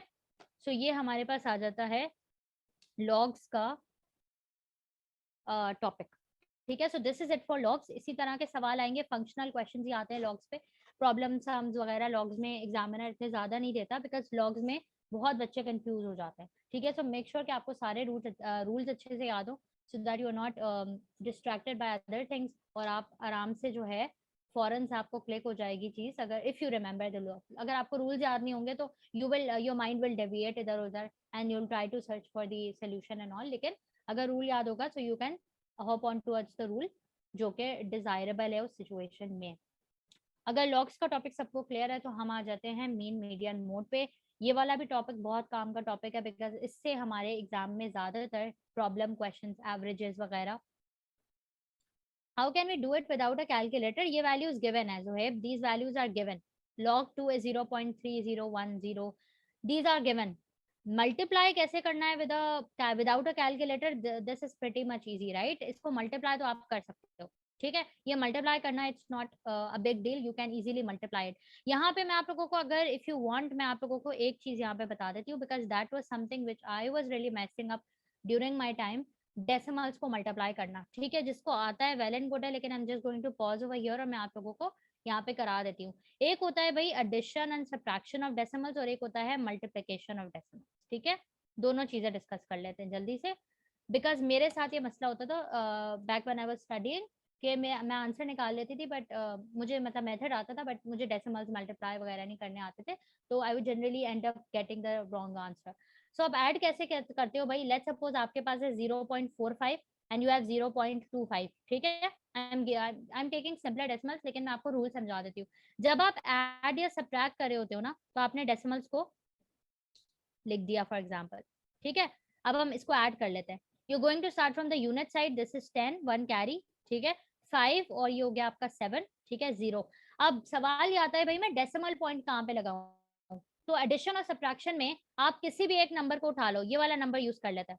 इस नंबर में पीछे से काउंट करो कितनी डेसिमल प्लेसेस के बाद 0 है। सो वी हैव 1 एंड 2, दो नंबर्स के बाद 0 है, तो आप यहाँ पे भी दो नंबर्स के बाद डेसिमल पॉइंट लगा दो, ठीक है। तो ये सिंपल सा रूल है आपके पास एडिशन और सब्ट्रैक्शन का, कि कोई भी एक नंबर पे कर लो, या जनरली आपके पास नंबर सेम ही होते हैं, और यू हैव टू सी कि कितने नंबर्स कितने डेसिमल पॉइंट के बाद 0 है, and then you can sorry decimal point है, you can count those decimal places and you can just plug in that decimal point over there. Multiplication में इसका opposite होता है। मल्टीप्लिकेशन में क्या होता है भाई, अगर मैं इसको मल्टीप्लाई कर रही हूँ ना, तो आपने मैथ्स में सिंपल मल्टीप्लिकेशन पहले कर लेनी है। 5 इंटू 5 इज 25, 20 आ गया, ये 22 आ गया यहाँ पे, ठीक है, this is 0, and then you have यहाँ पे मल्टीप्लाई लगा दिया। इस स्टेज पे आके डेसिमल नहीं लगाना, एंड में डेसिमल लगाएंगे हम। यहाँ पे मैंने क्रॉस बना दिया, मैं दूसरे नंबर को मल्टीप्लाई करती हूँ। 2 इंटू 5 इज 10, ठीक है, 2 into 4 is 8, 8 plus 1 is 9, 2 into 0 is 0। वापस एक और दो क्रॉसेस लग जाएंगे, because I am going to multiply the third number over here. 0 into 5 is 0, 0 into 4 is 0, and 0 into 0 is 0। अब आप इन नंबर्स को ऐड कर लो, 5, 2, 9, 0 एंड 0। अब सवाल आता है कि मैं डेसिमल पॉइंट कहाँ लगाऊं? तो मल्टीप्लिकेशन में डेसिमल पॉइंट्स भी मल्टीप्लाई होते हैं। पहले वाले नंबर के दो डेसिमल प्लेसेस थी, दूसरे वाले नंबर की भी दो डेसिमल प्लेसेस थी, तो टोटल कितनी हो गई? 4 डेसिमल प्लेसेस। तो आप यहाँ पे 1, 2, 3, 4 इधर डेसिमल पॉइंट लगाओ, ठीक है। This is something that you need to take care of जब आप मल्टीप्लाई कर रहे होते हो डेसिमल्स को। तो डेसिमल्स में हमेशा आपके पास प्रॉबली मैंने इधर कोई ना कोई गलती कर दी है ना कहीं probably I have messed up, लेकिन ये डेसिमल प्लेस का आपका आंसर सही आएगा। Let me just verify. 25 ये हो गया आपके पास, 5 4 जा 20, 22, 2 यहाँ लगा दिया, 0, ये 2 आना चाहिए, ठीक है। So this is 11। सो 1 2 3 4 इधर आएगा decimal point. Just a second, इसको मैं वापस से लिख लेती हूँ। आई हैव 0 5 2 11 1, ये आ गया। तो टोटल डेसिमल पॉइंट्स गिनो, यहाँ पे 2 है, यहाँ पे भी 2 है, तो टोटल कितने हो गए? 4 हो गए। तो 1 2 3 4 इधर आ जाएगा डेसिमल पॉइंट, ठीक है। So this is something that you need to take care of जब आप डेसिमल्स को मल्टीप्लाई कर रहे होते हो, ठीक है। सो यहाँ पे आप लोग ये देख लेना, बिकॉज इसमें मुझे मसला होता था, इससे मैंने कहा कि बता दूं। This is something that you can use for decimal multiplication, ठीक है। इस तरह आप लोग इसको प्लस माइनस करके डील कर सकते हो, बिकॉज कैलकुलेटर अलाउड ना है, तो डू नॉट टेक अजम्पशंस। कोई भी चीज़ नहीं आती हो तो पूछ लेना, एंड अगर एग्जाम से पहले एटलीस्ट जो है ना उसको देख कर जाना, डिवीजन कैसे करते हैं, मल्टीप्लिकेशन कैसे करते हैं, बिकॉज हमें मेथड आ रहा होता है। अगर हम इस चीज़ में मैथअप कर देंगे तो आंसर तो नहीं निकलेगा, ठीक है। So will be added disadvantage. अच्छा, अब हम स्टार्ट कर लेते हैं अपना third topic for today, which is mean, median and mode. Mean, median and mode में अगेन मैंने आई ट्राइड कि मैं ज्यादा क्वेश्चंस के थ्रू समझाऊं, बिकॉज इसमें थोड़े से प्रॉब्लम रिलेटेड क्वेश्चंस आते हैं। These are called the measures of central tendency, ठीक है। ये बताती हैं कि आपकी डेटा सेंटर में ज्यादा है, क्लस्टर्ड है, टेल्स में ज्यादा लाइक करी है, ऑल। तो these are the 3 measures generally which we use. Mean का मतलब होता है एवरेज, और एवरेज का फॉर्मूला सिंपल होता है sum of terms divided by the number of terms. आपको भाई वो कह रहे हैं कि आपके पास क्लास में लेट्स सपोज 5 बच्चे हैं, ठीक है। So we have the number of terms of 5 और the sum of the ages is 80, ठीक है। उनकी एजेस का सम 80 है, एवरेज एज क्या है, तो आप 80 डिवाइड बाय 5 कर दोगे, तो sum of terms divide by number of terms, ठीक है। इसका उल्टा कर दो, अगर एग्जामिनर आपसे सम ऑफ टर्म्स निकालने का बोले, तो आपको पता है भाई फॉर्मूला होता है average is equals to sum divided by number of terms. तो सम निकालने के लिए आप इन दोनों को मल्टीप्लाई कर दो, एवरेज इनटू एन, तो you will get the sum over here. सवाल कह रहा है the average of ages of 5 students is 20 years. Average age of 5 students, 5 बच्चों की एवरेज एज 20 है, तो ये एवरेज दिया हुआ है आपको, ठीक है। 20 इज द एवरेज। तो यहाँ पे मैं सम निकाल लूंगी सबसे पहले। सम क्या हो जाएगा क्रॉस मल्टीप्लाई करके? The sum of the ages is 100, right. Average दिया हुआ था, मैंने सम निकाल लिया। What is the sum of the ages? ये रहा मेरा क्वेश्चन सॉल्व हो गया, सम निकाल लिया मैंने, ठीक है। So you need to understand this formula, और इससे आपको सम निकालना आना चाहिए। अच्छा, ये बहुत बेसिक क्वेश्चन था। These are some things that I have jotted down for you, ठीक है। फॉर एग्जाम्पल, अगर आपसे examiner first n natural numbers का एवरेज निकाले तो इस तरह निकलता है, ठीक है। फर्स्ट एंड इवन नंबर्स का इस तरह निकलता है। तो कुछ चीजें हैं दैट यू कैन रिमेंबर, ठीक है।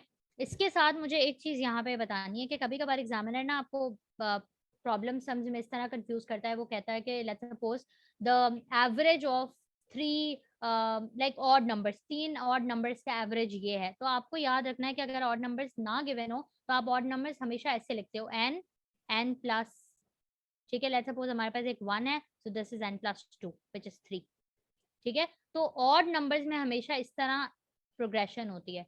जो नेचुरल नंबर्स होते हैं 1 2 3 4 उनकी प्रोग्रेशन ऐसे होती है n प्लस 1 n प्लस 2, लेकिन ऑड नंबर्स की progression happens in this case.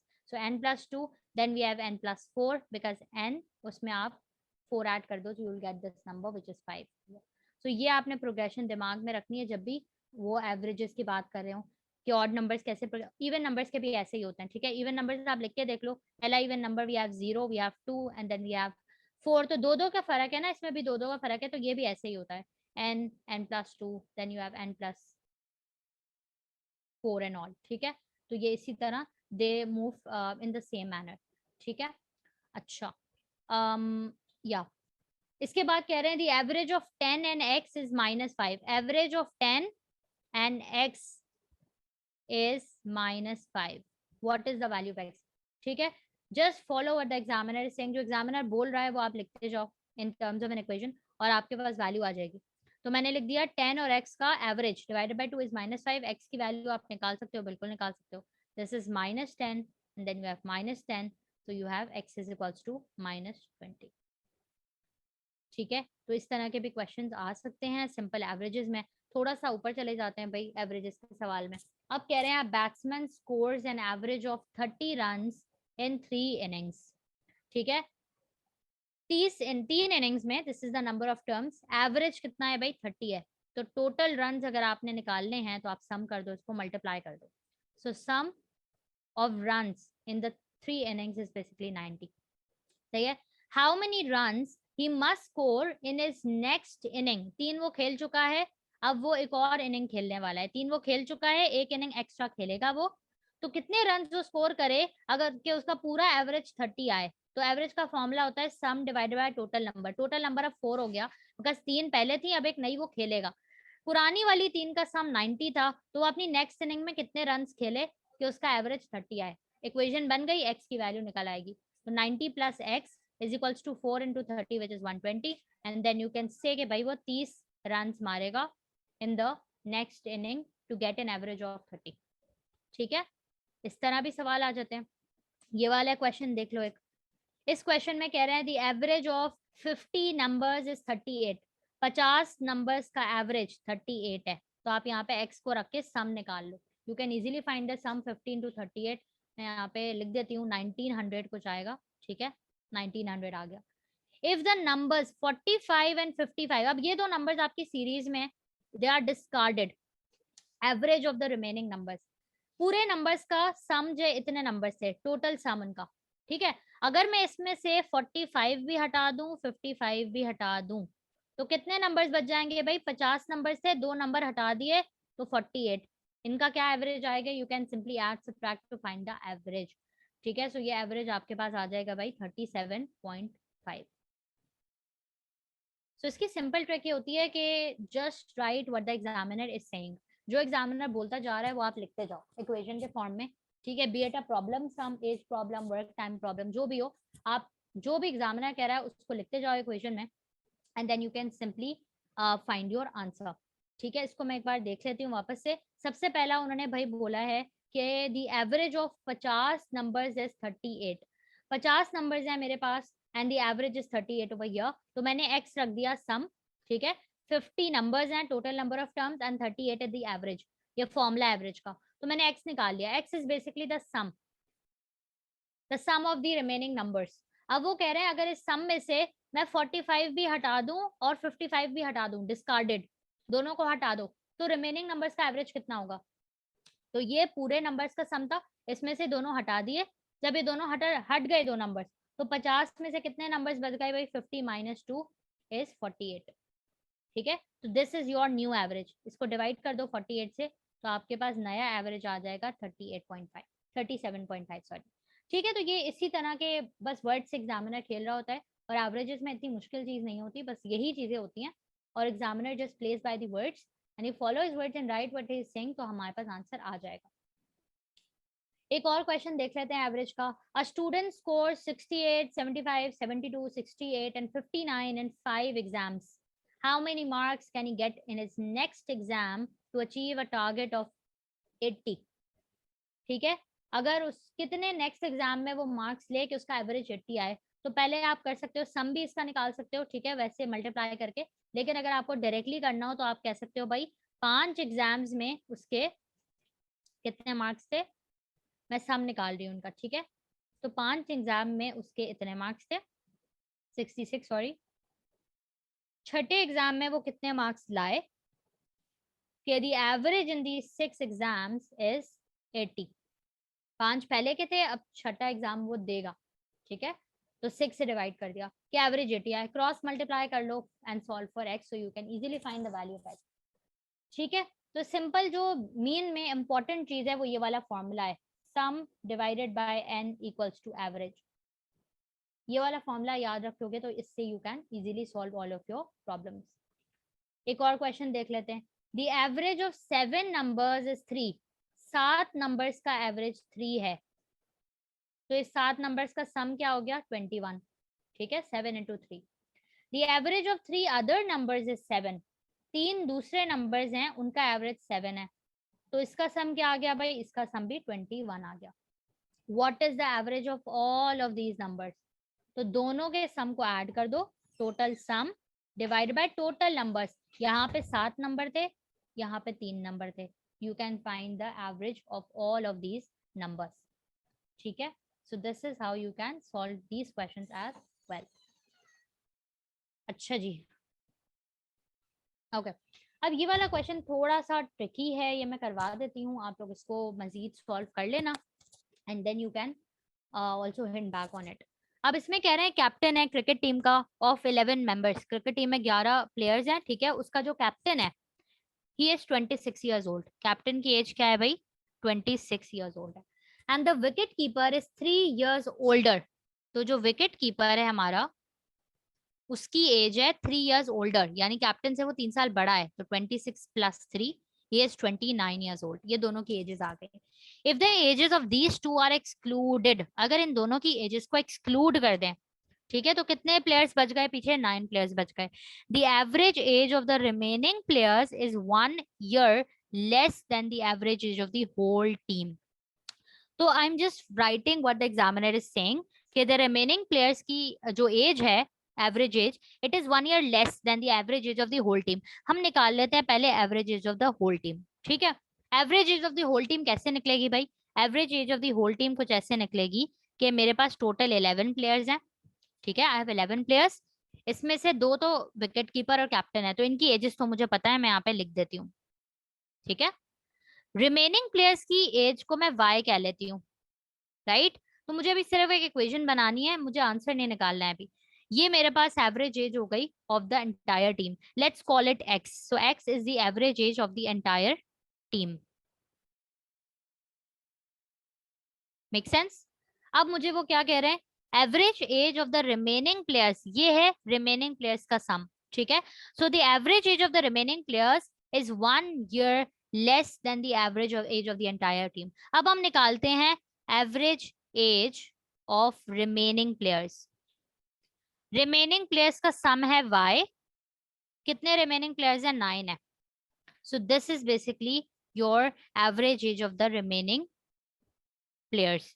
अब आप क्या कर सकते हो भाई, you can simply solve it simultaneously to get the value of x and y। इसको आप x भी अच्छा सॉरी, इसके बाद एक और चीज हमें करनी है, the average age of the remaining players is 1 year less than the average age of the entire team. तो अगर आपके पास average age of the entire team x है ना, तो आपके पास जो average age of the remaining players है वो क्या है, 1 year लेस है। 1 year लेस का मतलब क्या है, अगर एवरेज एज आपकी x है, सो y जो है that is basically x minus 1, ठीक है। So what you can do is you can solve equation 1 and equation 2 simultaneously to get the values of x and y। क्या पूछा हुआ है, average age of the team पूछी हुई है, तो आपके पास x की वैल्यू आ जाएगी, and then you can simply give out your answer over here. I guess 23 ही आएगा इसका आंसर.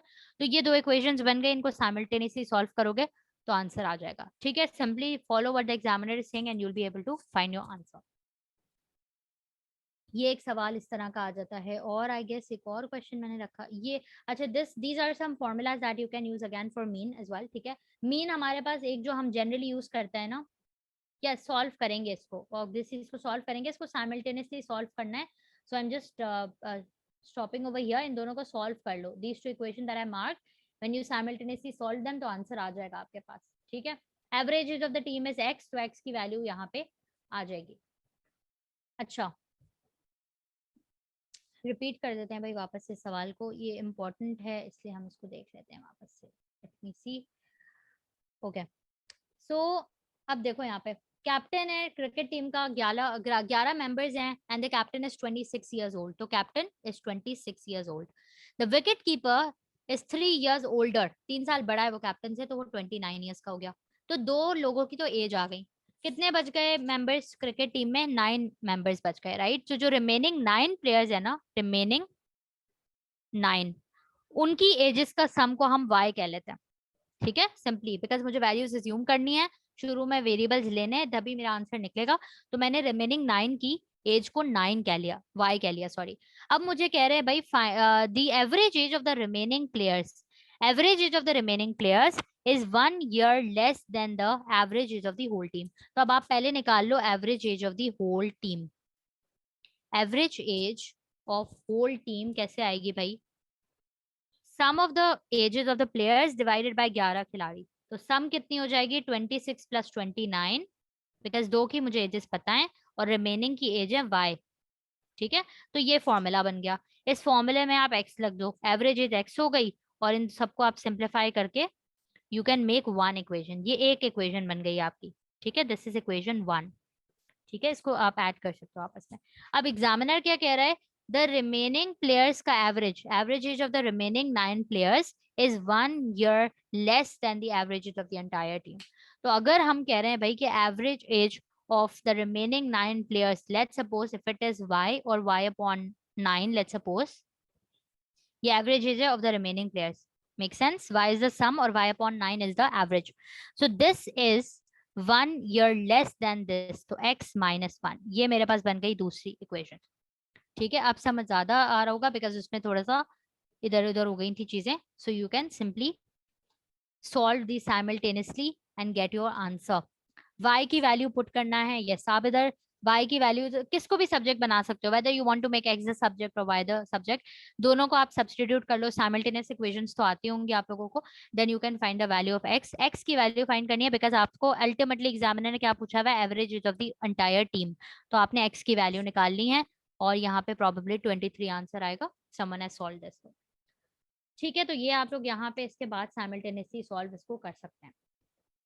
अच्छा, इसके बाद हमारे पास एक और चीज आती है भाई, geometric mean, arithmetic mean, harmonic mean. आप लोगों ने पढ़े होंगे. इसके मैंने फॉर्मूलाज यहाँ पे लिख दिए हैं. These are not really important, लेकिन कभी कभार ये भी आ सकते हैं. अरिथमेटिक मीन सिंपल मीन है जो हमने अभी पढ़ा. अरिथमेटिक मीन ये वाला मीन है जो मैंने अभी पढ़ाया है, एवरेज लेना. ठीक है, हम generally arithmetic mean he use करते हैं. ज्योमेट्रिक मीन क्या होता है भाई? ज्योमेट्रिक मीन आपके पास it's a mean when you multiply the percent. For example आपके पास दिया हुआ है कि ज्योमेट्रिक मीन ज्यादातर यूज होता है जब परसेंटेजेस इन्वॉल्व होती हैं. तो अगर आपसे वो कह रहे हैं कि भाई मेरा जो कंपनी का पहले साल का प्रॉफिट 20% से बढ़ रहा था, दूसरे साल का प्रॉफिट 30% से बढ़ रहा था, और चौथे साल का प्रॉफिट लेट्स सपोज 10% से बढ़ा था, तो what is the average increase in profit? ठीक है, परसेंटेजेस हो तो ज्योमेट्रिक मीन का फॉर्मूला क्या होता है कि आप जो है इन सबको मल्टीप्लाई करते हो. You multiply these values. So you'll do 0.2 into 0.3 into 0.1. ठीक है, दोनों तीनों को मल्टीप्लाई कर दिया. Raise to the power of 1 upon n. n का मतलब है जितने नंबर्स हैं 1 2 3, तो 1 2 3 आ जाएगा. ठीक है, then you can solve the. Geometric mean बहुत कम आता है because again you can see that yes we are studying mode and medium. थोड़ी सब्र रखो यार. ठीक है, तो this is basically geometric mean. Geometric mean बहुत कम आता है, लेकिन मैंने आप लोगों की नॉलेज के लिए यहाँ पे लिख दिया है. ठीक है, मल्टीप्लाई कर लेते हैं raise to the power of 1 upon n. This is geometric mean. But ये बहुत कम आएगा बिकॉज कैलकुलेटर इन्वॉल्व होता है इसमें, अनलेस एग्जामिनर बहुत आपको सिंपल वैल्यूज दे. अच्छा, इसके अलावा इंपॉर्टेंट भाई क्या चीज है, हार्मोनिक मीन।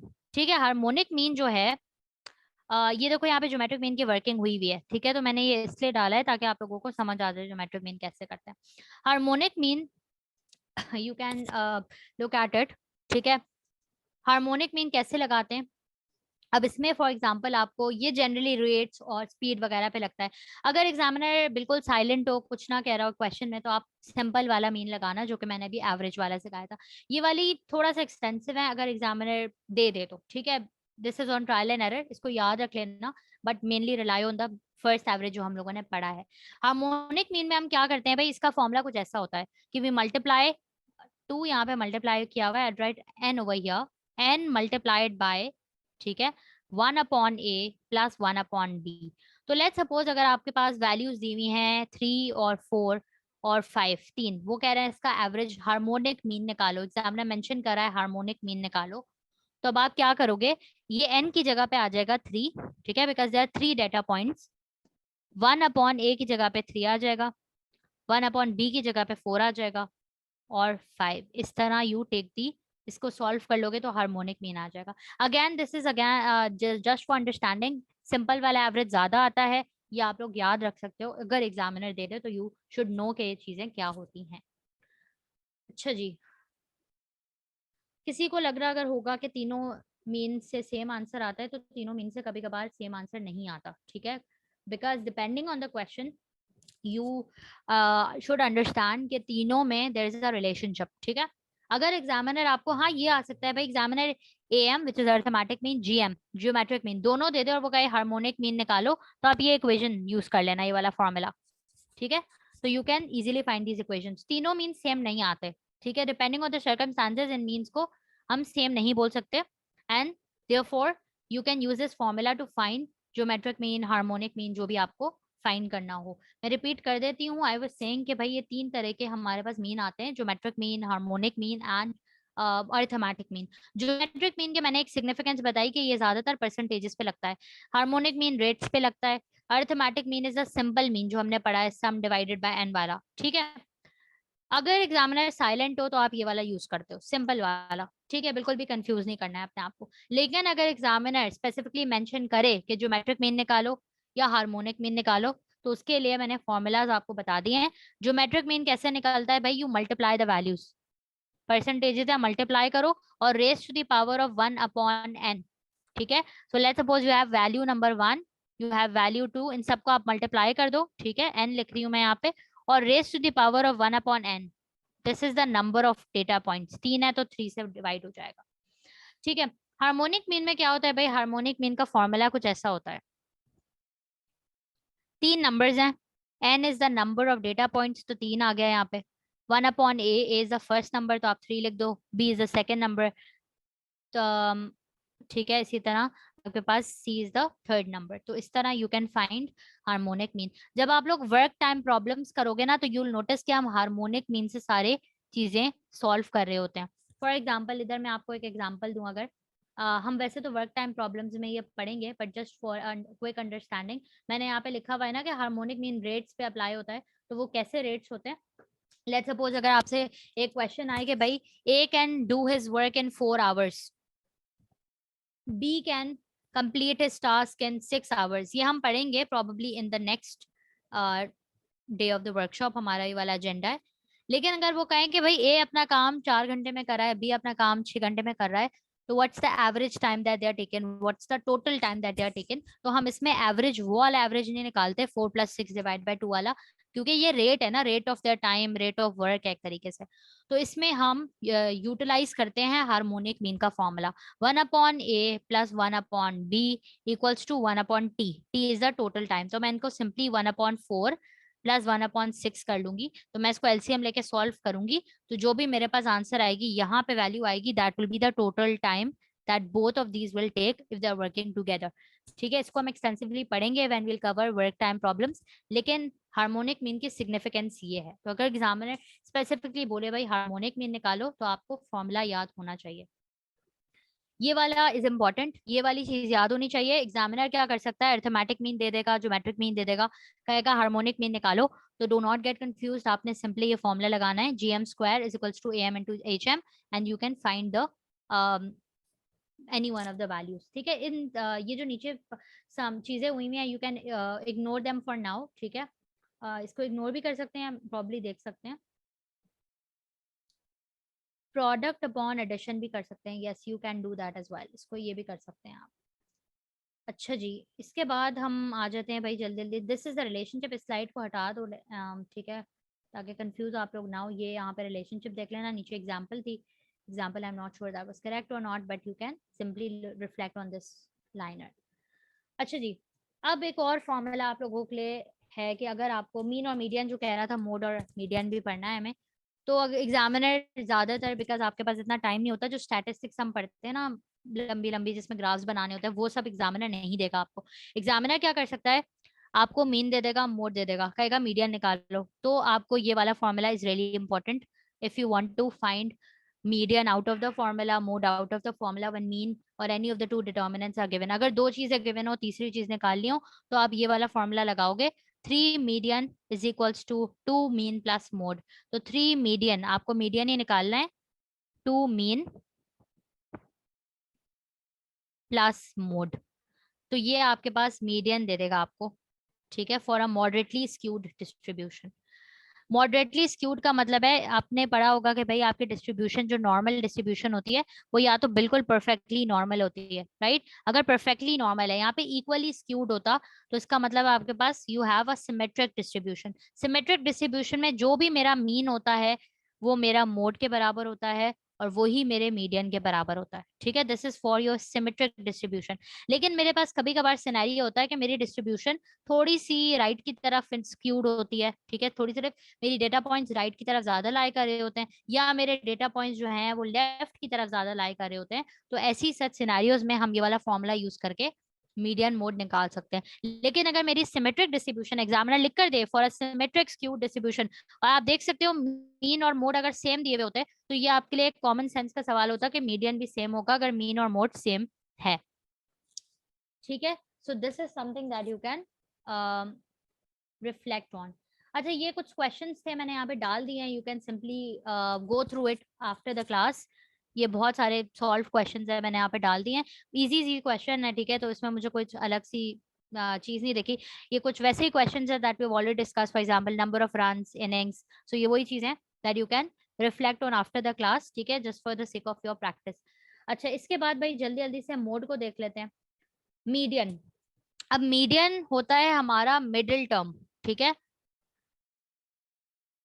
मीडियन जो होता है ना, वो मिडिल नंबर होता है। तो मीडियन निकालने का तरीका ये होता है कि आप सबसे पहले अपने नंबर्स को असेंडिंग ऑर्डर में डिस्ट्रीब्यूट कर दो। तो लेट्स सपोज अगर मेरे पास जम्बल्ड होते हैं, 9 पहले लिखा होता है, तो आप असेंडिंग या सारे को डिसेंडिंग ऑर्डर में कर दो अरेंज। ठीक है, तो मैंने इनको असेंडिंग ऑर्डर में, ये ऑलरेडी हुए हुए थे लेकिन मैंने इनको लिख लिया है। ठीक है, अब मुझे जो है ना अपनी मिडिल वैल्यू लिखानी है, तो मैंने 3 नंबर यहाँ से हटाए, 3 नंबर इधर से हटाए। ठीक है, एक नंबर इधर से हटा दो, एक यहाँ से हटा दो, तो मिडिल नंबर मेरा हो गया 5। सो 5 इज बेसिकली माई, अच्छा 10 भी है यहाँ पे, सॉरी 10 भी है मेरे पास यहाँ पे। ठीक है, तो चलो दो सिनेरियोस कंसिडर कर लेते हैं। अगर मेरी डिस्ट्रीब्यूशन कुछ ऐसी होती तो 5 would have been my median. लेकिन अब क्योंकि यहाँ पे 10 भी दिया हुआ है, तो हम यहाँ पे 1 2 3 4 5, just second, so 10 over here. अब मैं दो नंबर्स इधर से हटाऊंगी, दो इधर से। ठीक है, you just have to find the middle set of numbers. अब इधर जो है ना इवन नंबर्स है, मतलब इवन नंबर ऑफ टर्म्स हैं, तो मेरे पास दो नंबर्स बच रहे हैं। तो ये जो दो नंबर्स हैं इनका आप एवरेज ले लोगे। सो 5 + 6 divided by 2, so that would be 5.5. So your median is somewhere lying between these two numbers and that is 5.5. तो अगर आपके पास ऐसा वाला सिनारियो होता जिसमें ऑड नंबर ऑफ टर्म्स है, तो एक नंबर आ जाता, अगर इवन नंबर टर्म्स है तो बीच वाली टर्म का एवरेज ले लोगे आप। अच्छा, median of the set of numbers in the scenario. अब ये नंबर्स जम्बल्ड हैं, तो अगर आपने यहाँ पे अरेंज नहीं किया तो आपका आंसर गलत आएगा। तो the first method whenever you're finding your median is to arrange the numbers in an ascending orders। In numbers को असेंडिंग ऑर्डर में अरेंज करो, छोटा नंबर पहले, फिर यू गो अहेड। ठीक है, या बड़ा नंबर पहले लिख लो, डिसेंडिंग और असेंडिंग, आइदर वे ऑफ, ठीक है, either of it works. So 3 7 आ गया यहाँ पे, then you have 17, then you have 19 और 20 21, ठीक है, ये आप लोग कर लेना, and then you can find the middle term and median आ जाएगा इसके बाद। सिमिलरली ये वाला क्वेश्चन भी you can do it for practice purposes, लेकिन ट्रिक इन दोनों सवाल में ये भाई, इन दोनों सवाल में असेंडिंग में नहीं अरेंज हुए हुए, छोटा नंबर बीच में लिखा हुआ है, तो अगर आपने असेंडिंग में नहीं किया आपने नंबर्स को अरेंज, तो आपका आंसर नहीं आएगा या तो गलत आएगा। सो मेक श्योर कि आप असेंडिंग ऑर्डर में या डिसेंडिंग ऑर्डर में अपने नंबर्स को अरेंज करोगे before you go out and find the median. अच्छा जी, इसके बाद मोड देख लेते हैं।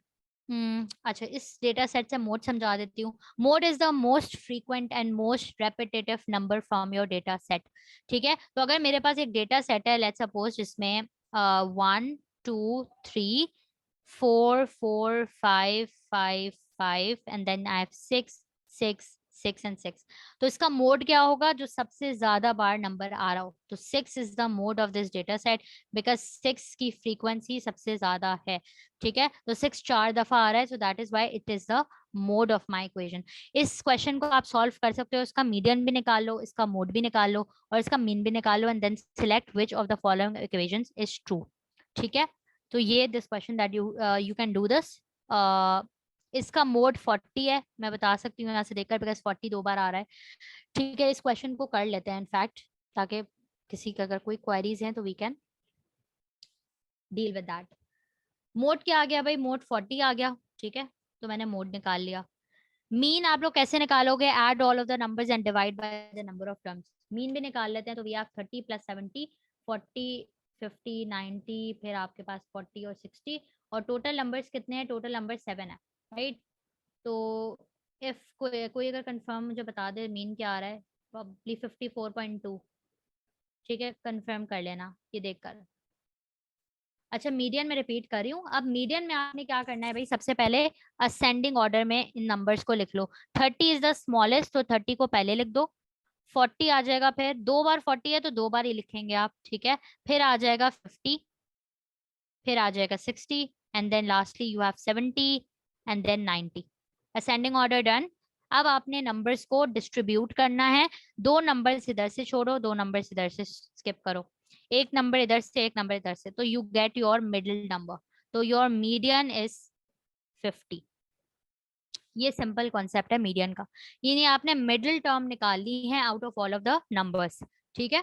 तो ये आपके पास आ गया। अब देख लो कौन सी डिस्ट्रीब्यूशन इस पे सेटिस्फाई हो रही है, कोई कंफर्म कर लो। मीडियन मीन जो है, मीन कंफर्म कर लो प्लीज, इफ मीन इज 54.2, मैंने ये बहुत जल्दी जल्दी निकाला है, ठीक है। इफ इट इज 54 मीन कैसे आता है, मीन इज सिंपली सम करके divided by the number of terms. Sum करो सारे नंबर्स को and then you divide by the number of terms. Mean को तो हमने बहुत एक्सटेंसिवली पढ़ा है ऊपर, तो वही मीन है। अब ये तीनों चीजें निकल गई, अब देख लो कौन सी सिचुएशन सेटिस्फाई हो रही है। यहाँ पे mean is lesser than the mode, no, mode is lesser than the median which is lesser than the mean. I guess this one is true, ठीक है। तो once you have found the values you can choose the option that is corresponding to your values. अच्छा जी, mean is great lesser than the median and median is lesser than the mean. Mean जो है वो सबसे बड़ा है। अच्छा, इसके बाद कुछ और चीजें देख लेते हैं। स्टैटिस्टिक्स का टॉपिक थोड़ा सा बोरिंग है, बट क्या कर सकते हैं। वैसे मीडियन और मोड भी इतना इतना आई कैन नॉट एक्सपेक्ट, लेकिन मीन बहुत इंपॉर्टेंट है यार। अगर मैं तीनों में से बताऊं वेटेज, तो मीन के ज्यादा क्वेश्चंस आने के चांसेस हो सकते हैं, ठीक है। मोड और मीडियन बहुत इजी सा आपके पास एक कॉन्सेप्ट है, इसको मैंने डाल दिया है यहाँ पे। रेंज क्या होती है भाई, अगर मेरे पास लेट्स सपोज यही डेटा सेट उठा लेते हैं, अगर एग्जामिनर कह रहा है इसकी रेंज निकालो, तो range is simply the highest value minus the lowest value. ये वो वाली रेंज नहीं है, ये एक नंबर आएगा आपके पास, highest value minus the lowest value. सबसे बड़ा नंबर कौन सा है इसमें, 90 है, राइट, और सबसे छोटा नंबर कौन सा है, 30 है। तो आपके पास रेंज अगर मैं निकालती तो 90 माइनस 30, रेंज आ जाती 60, सिंपल, ठीक है। Inter quartile range, inter quartile range is upper quartile minus lower quartile. Inter quartile range के लिए अपर क्वार्टाइल पता होना चाहिए, लोअर क्वार्टाइल पता होना चाहिए। अच्छा, upper quartile by weights is 75% of the data and lower quartile is 25% of the data. इसको मैं समझा देती हूँ बाय अ डेटा सेट, तीनों चीजों को। और फिर आप जो है उसमें देख लेते हैं। अच्छा, अब लेट्स सपोज हम यही वाली डिस्ट्रीब्यूशन उठा लेते हैं। ठीक है, चलो इसी को मैं लिख लेती हूँ यहाँ। 30, 40, 50, थोड़ी सी चेंज कर लेते हैं इसको, 70, 80 एंड 90। ठीक है, दिस इज द डिस्ट्रीब्यूशन। मैंने थोड़ा सा चेंज कर लिया, 40 हटा दिया मैंने। अब इसमें मुझे एग्जामिनर कह रहा है मीडियन निकालो, अपर क्वार्टाइल निकालो, लोअर क्वार्टाइल निकालो, I Q R is inter quartile range, तीनों चीजें निकालो। मीडियन कैसे निकालते हैं भाई हम? सबसे पहले आप यहाँ से दो नंबर्स चूज करो, यहाँ से दो छोड़ो, यहाँ से एक छोड़ो, यहाँ से एक छोड़ो, this is your median. Middle term जो होता है ना, वो आपका मीडियन आता है 60।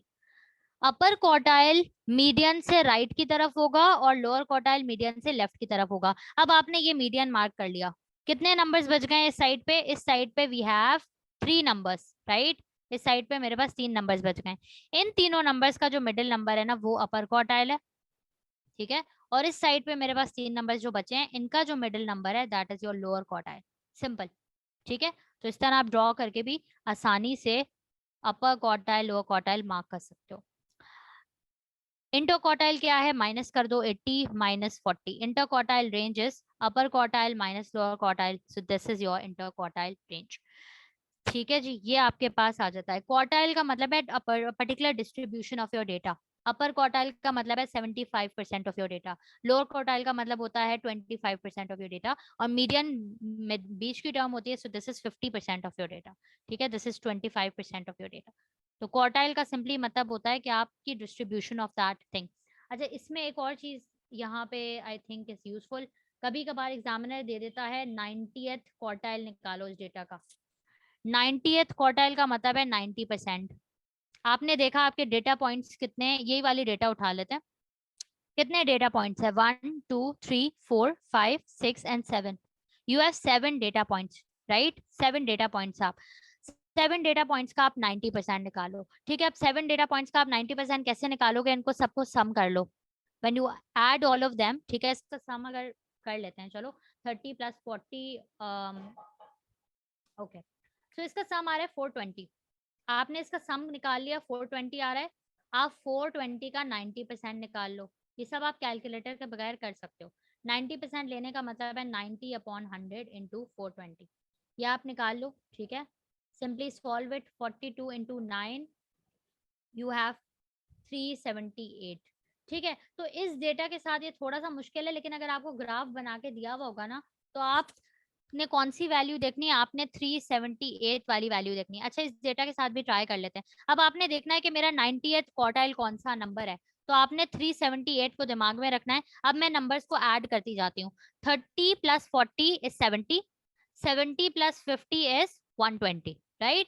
120 plus 60 is 180, 180 plus 70 is 180 plus 70 250, यहां तक 250 हो गया। 250 प्लस 80 इज 330, 330 यहां तक आ रहा है। और मेरे पास नंबर कौन सा आया था? 378। तो इसका मतलब है ये वाला नंबर यहां तक भी मेरा 90th परसेंटाइल नहीं है। 330 यहां तक हो गया, उसमें ऑब्वियसली मैं 90 ऐड करूंगी, तो इस नंबर पे मेरा 90th क्वार्टाइल लाई करेगा। तो मैं यहाँ पे आंसर अपना ये दूंगी कि माई 90th quartile is lying in the number 90। ठीक है, तो इस तरह मैं क्वार्टाइल्स भी निकाल लेती हूँ। अगर मुझे there is no application of it in our life, but yes IB के टेस्ट में आ सकता है।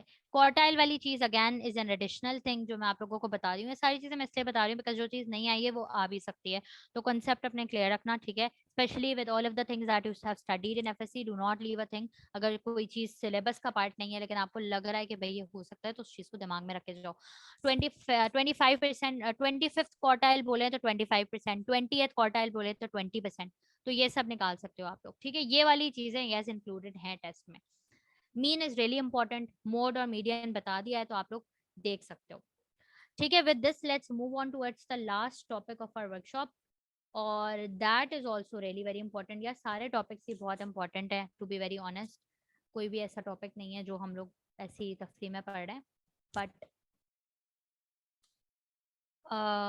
This is basically your sequences. ठीक है, अगर किसी का क्वेश्चन है so I am going to take it towards the end, ताकि हमारा ये वाला टॉपिक कंप्लीट हो जाए।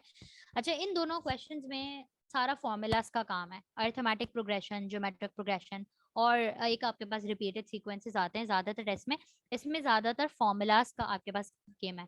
अब लेट्स सपोज मेरे पास एक अर्थमेटिक प्रोग्रेशन इज जब आपके पास नंबर्स आर इवनली स्पेस का मतलब है कि लेट्स सपोज मेरा पहला नंबर 1 है, दूसरा नंबर 3 है, तीसरा नंबर 5 है, 7 है, 9 है, and then dot dot dot dot इन्होंने डाल दिए। इवनली स्पेस का मतलब है पहले दो नंबर्स में भी 2 का डिफरेंस है, दूसरे दो नंबर्स में भी 2 का डिफरेंस है, आगे वाले सारे नंबर्स में 2 2 का डिफरेंस है। तो that such sequence is called an arithmetic sequence, arithmetic progression.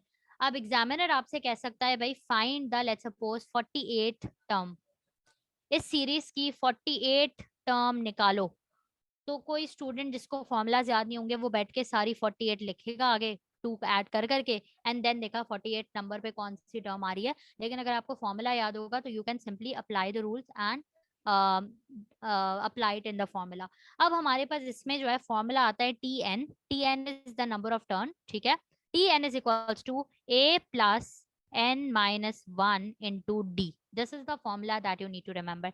ए का मतलब होता है आपका फर्स्ट टर्म, ठीक है। तो जो भी आपकी सीरीज में पहली टर्म है 1 है यहाँ पे, तो ए हो जाएगा वो। डी का मतलब होता है कॉमन डिफरेंस। कॉमन डिफरेंस इसमें फॉर एग्जांपल क्या है, 2 है। Common difference is always the second term minus the first term. First minus second नहीं करना वरना नेगेटिव आंसर आएगा, सेकंड माइनस फर्स्ट करेंगे हमेशा। So that is your common difference. N का मतलब है the number of term that you need to find, तो यहाँ पे एन वुड बी 48, ठीक है। इसको सॉल्व करके देख लेते हैं। लेट्स सपोज अगर मुझसे उन्होंने बोला है कि आप 48 टर्म निकालें। अच्छा जी, just give me a second, मैं चार्ज पे लगा लूँ इसको वरना प्रोबेबली ये बंद हो जाएगा। Just a minute.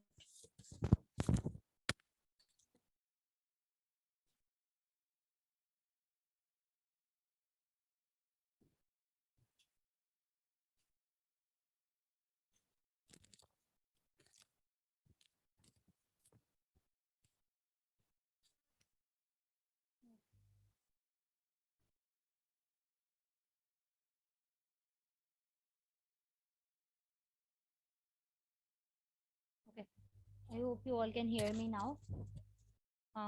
सो कहाँ पे थे हम लोग? We were on arithmetic sequence. अच्छा जी, तो ये फॉर्मूला मैंने आप लोगों को लिख कर दिया था, ठीक है। ए हमारे पास आ गया था 1, कॉमन डिफरेंस 2 है। एग्जामिनर कह रहा है टी 48 निकालो, टर्म 48, द 48 टर्म, ठीक है। अच्छा जी, अब आप क्या करेंगे यहाँ पे? यार जिसको 90th परसेंटाइल में मसला है प्लीज उसको अभी 2 मिनट के लिए भूल जाओ। I am going to re explain it at the end, ठीक है, समझा दूंगी आपको एंड में। ये वाले इस पर कॉन्सेंट्रेट कर लो अभी, ताकि ये वाली चीज ना मिस हो जाए, ठीक है। वरना ये होगा कि वो भी चीज समझ नहीं आएगी, ये भी समझ नहीं आएगी, so you will have a lot of things unclear in your mind, ठीक है। So just skip that for now. 90th percentile वापस समझा दूंगी। T48 कैसे निकालेंगे? Just utilize the formula A plus n minus 1 into d. A हो गया 1 plus N क्या हो जाएगा 48, तो 48 माइनस 1, डी हो जाएगा 2। तो ये इसका जो भी आंसर आएगा ना यहाँ पे 1 प्लस 47 इंटू 2, इसका जो भी आंसर आएगा that is going to be your T48 which is your 48 term, ठीक है। तो इसका आंसर आएगा 95। So this is your 48 term. तो अगर आपको फॉर्मूला याद होगा you can easily plug in the values to find in the term. अगर नहीं याद होगा तो आपको ट्रायल एंड एरर करके बार बार 2 2 ऐड करके 48 टर्म में जाना पड़ेगा, and things will get worse अगर एग्जामिनर आपसे 99 टर्म या 100 टर्म पूछ ले। शॉर्टकट इसका क्या है? अगर आपको फॉर्मूला याद हो जाएगा सो यू विल रिमेंबर कि आप डायरेक्टली लिख सकते हो a plus 98d। So this is the same formula n minus 1d, ठीक है। ये टर्म का फॉर्मूला है। दूसरा फॉर्मूला आता है सम का। एग्जामिनर आपसे कहे भाई फाइंड, ये वाली सीरीज दे दी है, find the sum of the first 100 terms. अब एक तरीका क्या है, आप 100 टर्म बैठ के लिखो और उनको ऐड करो। आसान तरीका क्या है भाई कि आप सम का फॉर्मूला लगाओ। Sum is equals to n divided by 2, 2a plus n minus 1d, ठीक है। n is the number of, अगर उन्होंने बोला है सम ऑफ 100 टर्म्स तो n is going to be 100 over here, ठीक है। 2 a is going to be 1, first term आ गई, यहाँ पे n 100 आ जाएगा विच इज 99, 100 माइनस 1, और d कॉमन डिफरेंस 2 था। Again if you solve this set of expression तो आपके पास सम आ जाएगा ऑफ द फर्स्ट 100 टर्म्स, ठीक है। So this is something that you can do अगर आपसे एग्जामिनर सम निकालने का कह दे। अच्छा, इसके अलावा एक और चीज यहाँ पे मैं बता देती हूँ। इसके यार बहुत सारे, इतने सारे फॉर्मूलाज नहीं है, वैसे 2-3 है लेकिन काम के हैं। एग्जामिनर अगर आपको फर्स्ट टर्म दे सिर्फ सिर्फ फर्स्ट टर्म दे दे, ठीक है, this is T1 the first term, और लास्ट टर्म दे दे, let's suppose T100, this is the last term, let's take it 100 ले लेते हैं इसको। दो चीजें दी हैं, सिर्फ फर्स्ट टर्म और लास्ट टर्म, कॉमन डिफरेंस नहीं दिया हुआ, ठीक है, 1A ये दिया हुआ है और आपको लास्ट टर्म दी हुई है L बोल देते हैं इसको। अब आप सम कैसे निकालोगे, वो कह रहे हैं find the sum of all the terms. आपके पास बीच की टर्म्स है ही नहीं, ठीक है, तो now you are going to use this formula A plus L divided by 2, ठीक है। So this is something that you can do. A is going to be your first term, L is going to be your last term and divided by 2। तो इससे आपके पास जो है ना sum आ जाएगा ऑफ द फॉर्मूला। ये नंबर्स थोड़े से अनरियलिस्टिक लिए हैं मैंने, but nevertheless this is the formula that you have to employ अगर आपके पास ऐसी कोई सिनेरियो आ जाती है तो। अच्छा, लेट जस्ट अ सेकंड, इसको मैं थोड़ा सही से लिखूं, 2 मिनट।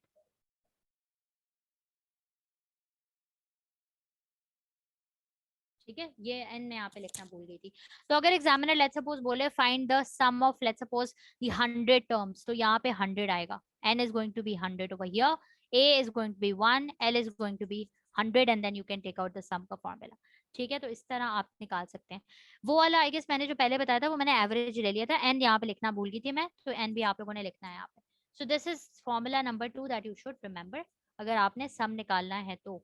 ठीक है, दूसरा फॉर्मूला ये भाई कि अगर आपको सिर्फ फर्स्ट टर्म और लास्ट टर्म दे दे, ठीक है, बीच में कोई टर्म नहीं दी हुई, तो आपको डी नहीं पता। अब डी नहीं पता तो आप सम कैसे निकालो ऑफ द फर्स्ट 100 टर्म्स, तो आप ये वाला फॉर्मूला यूटिलाइज कर लो, n divided by 2 is a plus l, l is the last term, ठीक है। फर्स्ट टर्म गिवन है तो आप 1 लिख दो, लास्ट टर्म भी गिवन है 100 लिख दो, n is going to be 100, why, because examiner ने कहा है find the sum of the first 100 terms, या इसको अगर आसानी के लिए आप 50 कर लो ताकि कंफ्यूज ना हो 100 और 100 में। एग्जामिनर कह रहा है find the first sum of the first 50 terms, तो आप n की जगह 50 लिख लोगे, l की जगह 100 लिख लोगे। ठीक है, make sense. So this is also second formula जो कि आप यूटिलाइज कर सकते हो। ठीक है, this is it for geometric progression, sorry arithmetic progression. अब हम आ जाते हैं ज्योमेट्रिक प्रोग्रेशन में। Geometric progression is similar to geometric mean. इसमें भी एग्जामिनर परसेंटेजेस में ज्यादा तो बात करेगा, और इसमें आपके पास जो कॉमन डिफरेंस है ना वो एग्जिस्ट नहीं करता, यहाँ पे होता है कॉमन रेशो। फॉर एग्जाम्पल मेरे पास फर्स्ट टर्म है 1, ठीक है, और सेकेंड टर्म है लेट्स सपोज 2, ठीक है, first term is 1 and second term is 2, third term is 4 और डॉट डॉट डॉट। अब यहाँ पे अगर मैं देखूं तो पहली टर्म का डिफरेंस क्या है, 2 - 1 1 है, और बाकी टोटल टर्म्स का डिफरेंस है 2। तो this is not AP, arithmetic progression नहीं है। अरिथमेटिक प्रोग्रेशन का पहला रूल ही ये होता है कि आपके पास डिफरेंस कॉमन हो, यानी इस तरह का हो जो हमने पीछे देखा था, कॉमन डिफरेंस हो, सारे नंबर्स का डिफरेंस बराबर हो। इधर क्या हो रहा है, एक में 1 है एक 2 है। Whenever such is the scenario आप जाते हो जीपी पे, विच इज ज्योमेट्रिक प्रोग्रेशन। अब इसमें जो है ना हम निकालते हैं डी की जगह R, R is called your common ratio, ठीक है। Common ratio is the second term divided by the first term, तो second term divided by the first term, second term 2 है, first term 1 है, तो common ratio 2 आ गया। अब आप इसी तरह थर्ड डिवाइड बाय 2 करके देख लो तो कॉमन रेशियो सेम आएगा आपका। इसी तरह if you do T3 upon T2 तो that is also going to be 2। तो ये कॉमन रेशियो सेम आना चाहिए अगर आपने ज्योमेट्रिक प्रोग्रेशन से अपने सवाल को सॉल्व करना है। ठीक है, so this is your geometric progression. अब एग्जामिनर आपको इसी सवाल में कह दे कि find the let's suppose 50th term या फाइंड द 10th टर्म, आसान कर लेते हैं थोड़ा सा, ठीक है, या 20th टर्म जो कि आप मैन्युअली लिख ना सको। ठीक है, तो अब आपने क्या करना है, इसका फॉर्मूला देख लेते हैं भाई। If the examiner ask you to find T20, T20 is the 20th term, तो फॉर्मूला आपका होता है ARn-1। A is your first term, ठीक है, again R is the common ratio because common difference हमारा exist नहीं करता, और N is the term that you're going to find. A हम ले लेते हैं यहाँ पे 1, ठीक है, A is going to be 1, R is going to be 2 and N - 1 is going to be 20 - 1. So 1 into 20 which is 90 इस तरह। इसमें भी कंफ्यूज नहीं होना, एग्जामिनर जब कोई बड़ा नंबर देगा तो आंसर ऑप्शन इस फॉर्म में होंगे, आंसर ऑप्शन सिंप्लीफाइड नहीं होंगे। ठीक है, so you can easily find the any of the term using this formula, T99 हो, T100 हो, कोई भी हो, आप इस फॉर्मूला से फाइंड कर सकते हो। दूसरा इसमें फॉर्मूला आता है सम का फॉर्मूला, जो ईपी में हमने पढ़ा।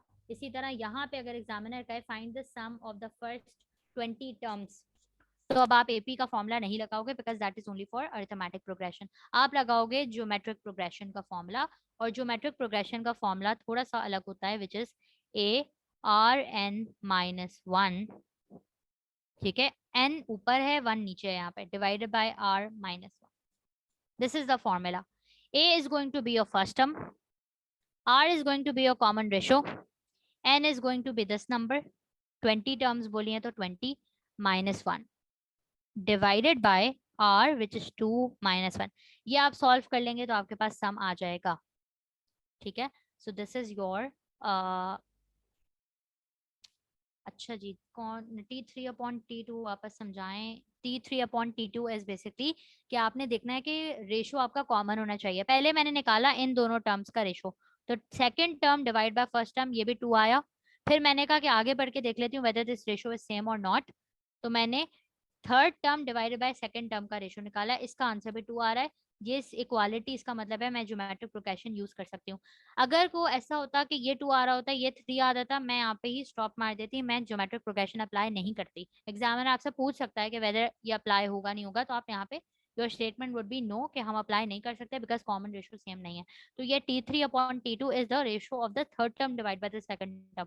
इसी तरह आगे भी अगर मैं जितना भी बढ़ जाऊं, जो रेशो है वो सेम रहना चाहिए हमेशा, ठीक है। अगर एग्जामिनर आपसे पूछे यहाँ पे फोर्थ टर्म लिखो, तो आप सिंपली इस टर्म को मल्टीप्लाई कर दो रेशो से, तो फोर्थ टर्म आ जाएगी आपके पास। अच्छा जी, ये हमारे पास ज्योमेट्रिक प्रोग्रेशन हो गई। ये फॉर्मूलाज अगेन आप लोग याद अगर होंगे तो तभी आप सीक्वेंसेस कर सकते हैं। With this let's come to the last slide, और ये वाली चीज इज रियली इंपॉर्टेंट। ये वाला probably this is one of the questions from IBA का टेस्ट, और ये हम देख लेते हैं। This is called repeating sequence. Repeating sequence में क्या होता है भाई, एग्जामिनर ने आपको कुछ नंबर्स दे दिए हैं यहाँ पे, ठीक है। ये मैंने थोड़े से ज्यादा लिख लिए हैं जस्ट टू टेल यू के रिपीटिंग है। क्यों रिपीटिंग है, बिकॉज देखो रेड, ये रेड येलो ग्रीन है, ठीक है। RYG पढ़ लो, रेड येलो ग्रीन पढ़ लो, let's suppose. So this is red yellow green white pink. यहाँ पे एक सेट खत्म हुआ, वापस से वही चीज स्टार्ट हो गई, RYGWP, वापस से वो स्टार्ट हो गई, ठीक है। सो ये सीक्वेंस कहलाता है रिपीटिंग सीक्वेंस, ठीक है। लास्ट टाइम परसेंटेज वाला टॉपिक नहीं था, हाँ, तो इट कैन अगेन, ये वाले जो एडिशनल टॉपिक्स मैंने आपको, for example mean median mode में जो चीज गारंटीड आती है वो एवरेजेस आते हैं, ठीक है। जो चीज गारंटीड आती है वो प्रॉब्लम्स हम जो मैंने शुरू में कराए इनिंग्स वाले, कैप्टन और विकेट कीपर वाले सवाल, वो गारंटीड आती है। जो चीज आ सकती है दैट इज योर क्वार्टाइल्स हो गए, ठीक है, और इसी तरह इंटर क्वार्टाइल रेंज, ये आ सकती है। सो डू नॉट इससे वो ना हो, मतलब दिमाग में रखो, अपने मेन फोकस उन चीजों पे करो, बट जो एडिशनल चीजें just know the formulas and all, कि अगर आ जाए so you should be able to deal with it. अच्छा जी, कौन सा 2 raised to the power of 9 + 8 कैसे होगा, कहाँ पे?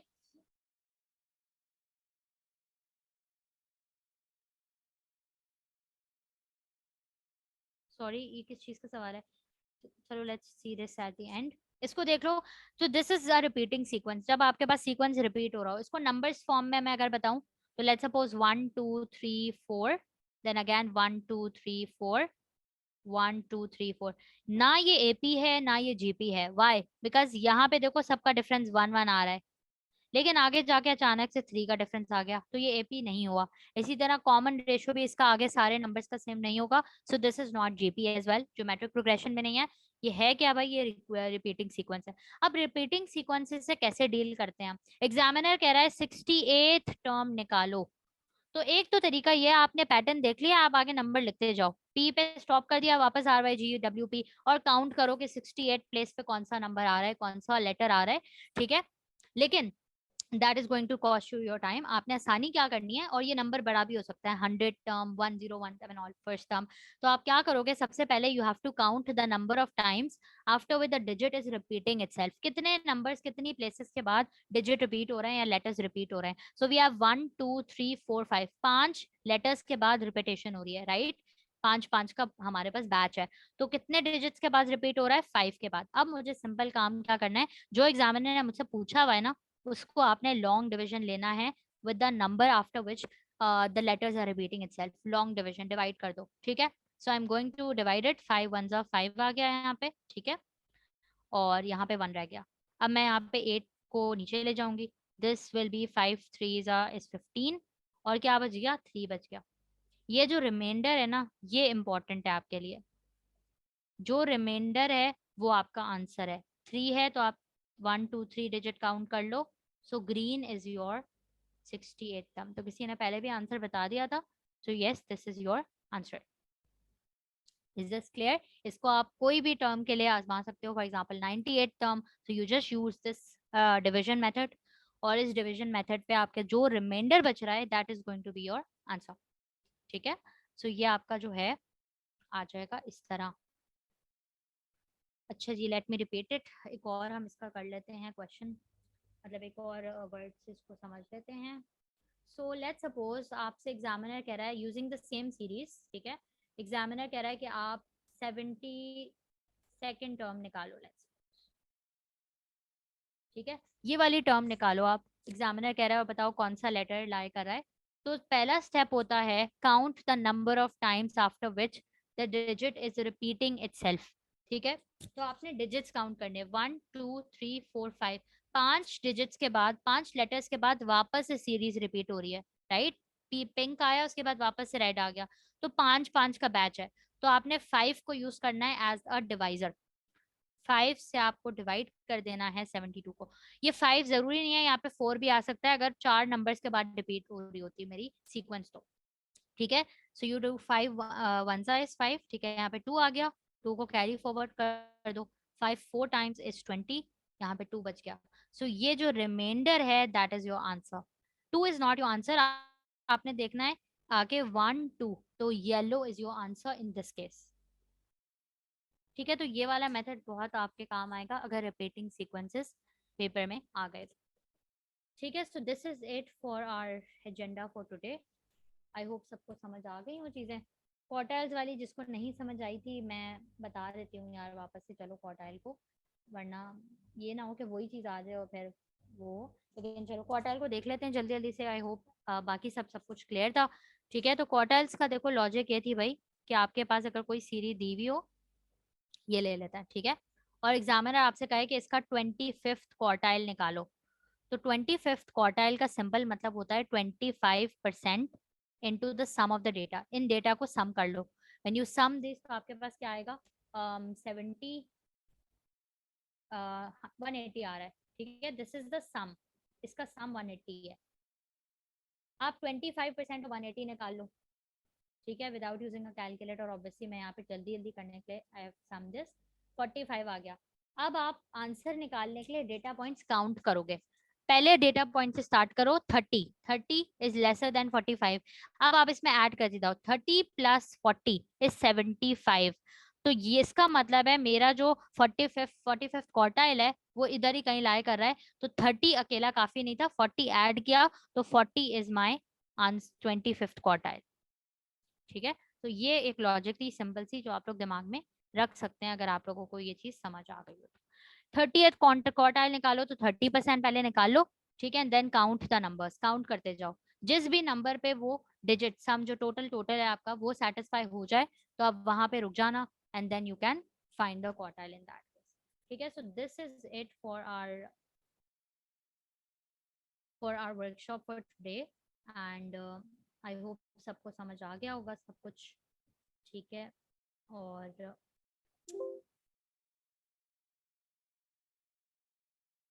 ठीक है, I hope everything is clear.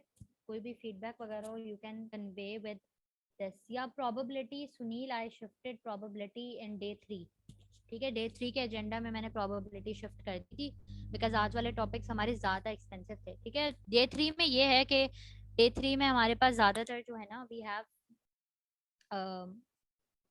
More practice questions related stuff ना, तो उसमें प्रोबेबिलिटी कवर कर लें, ठीक है। चलो नो वरीज, अल्लाह हाफिज गाइस।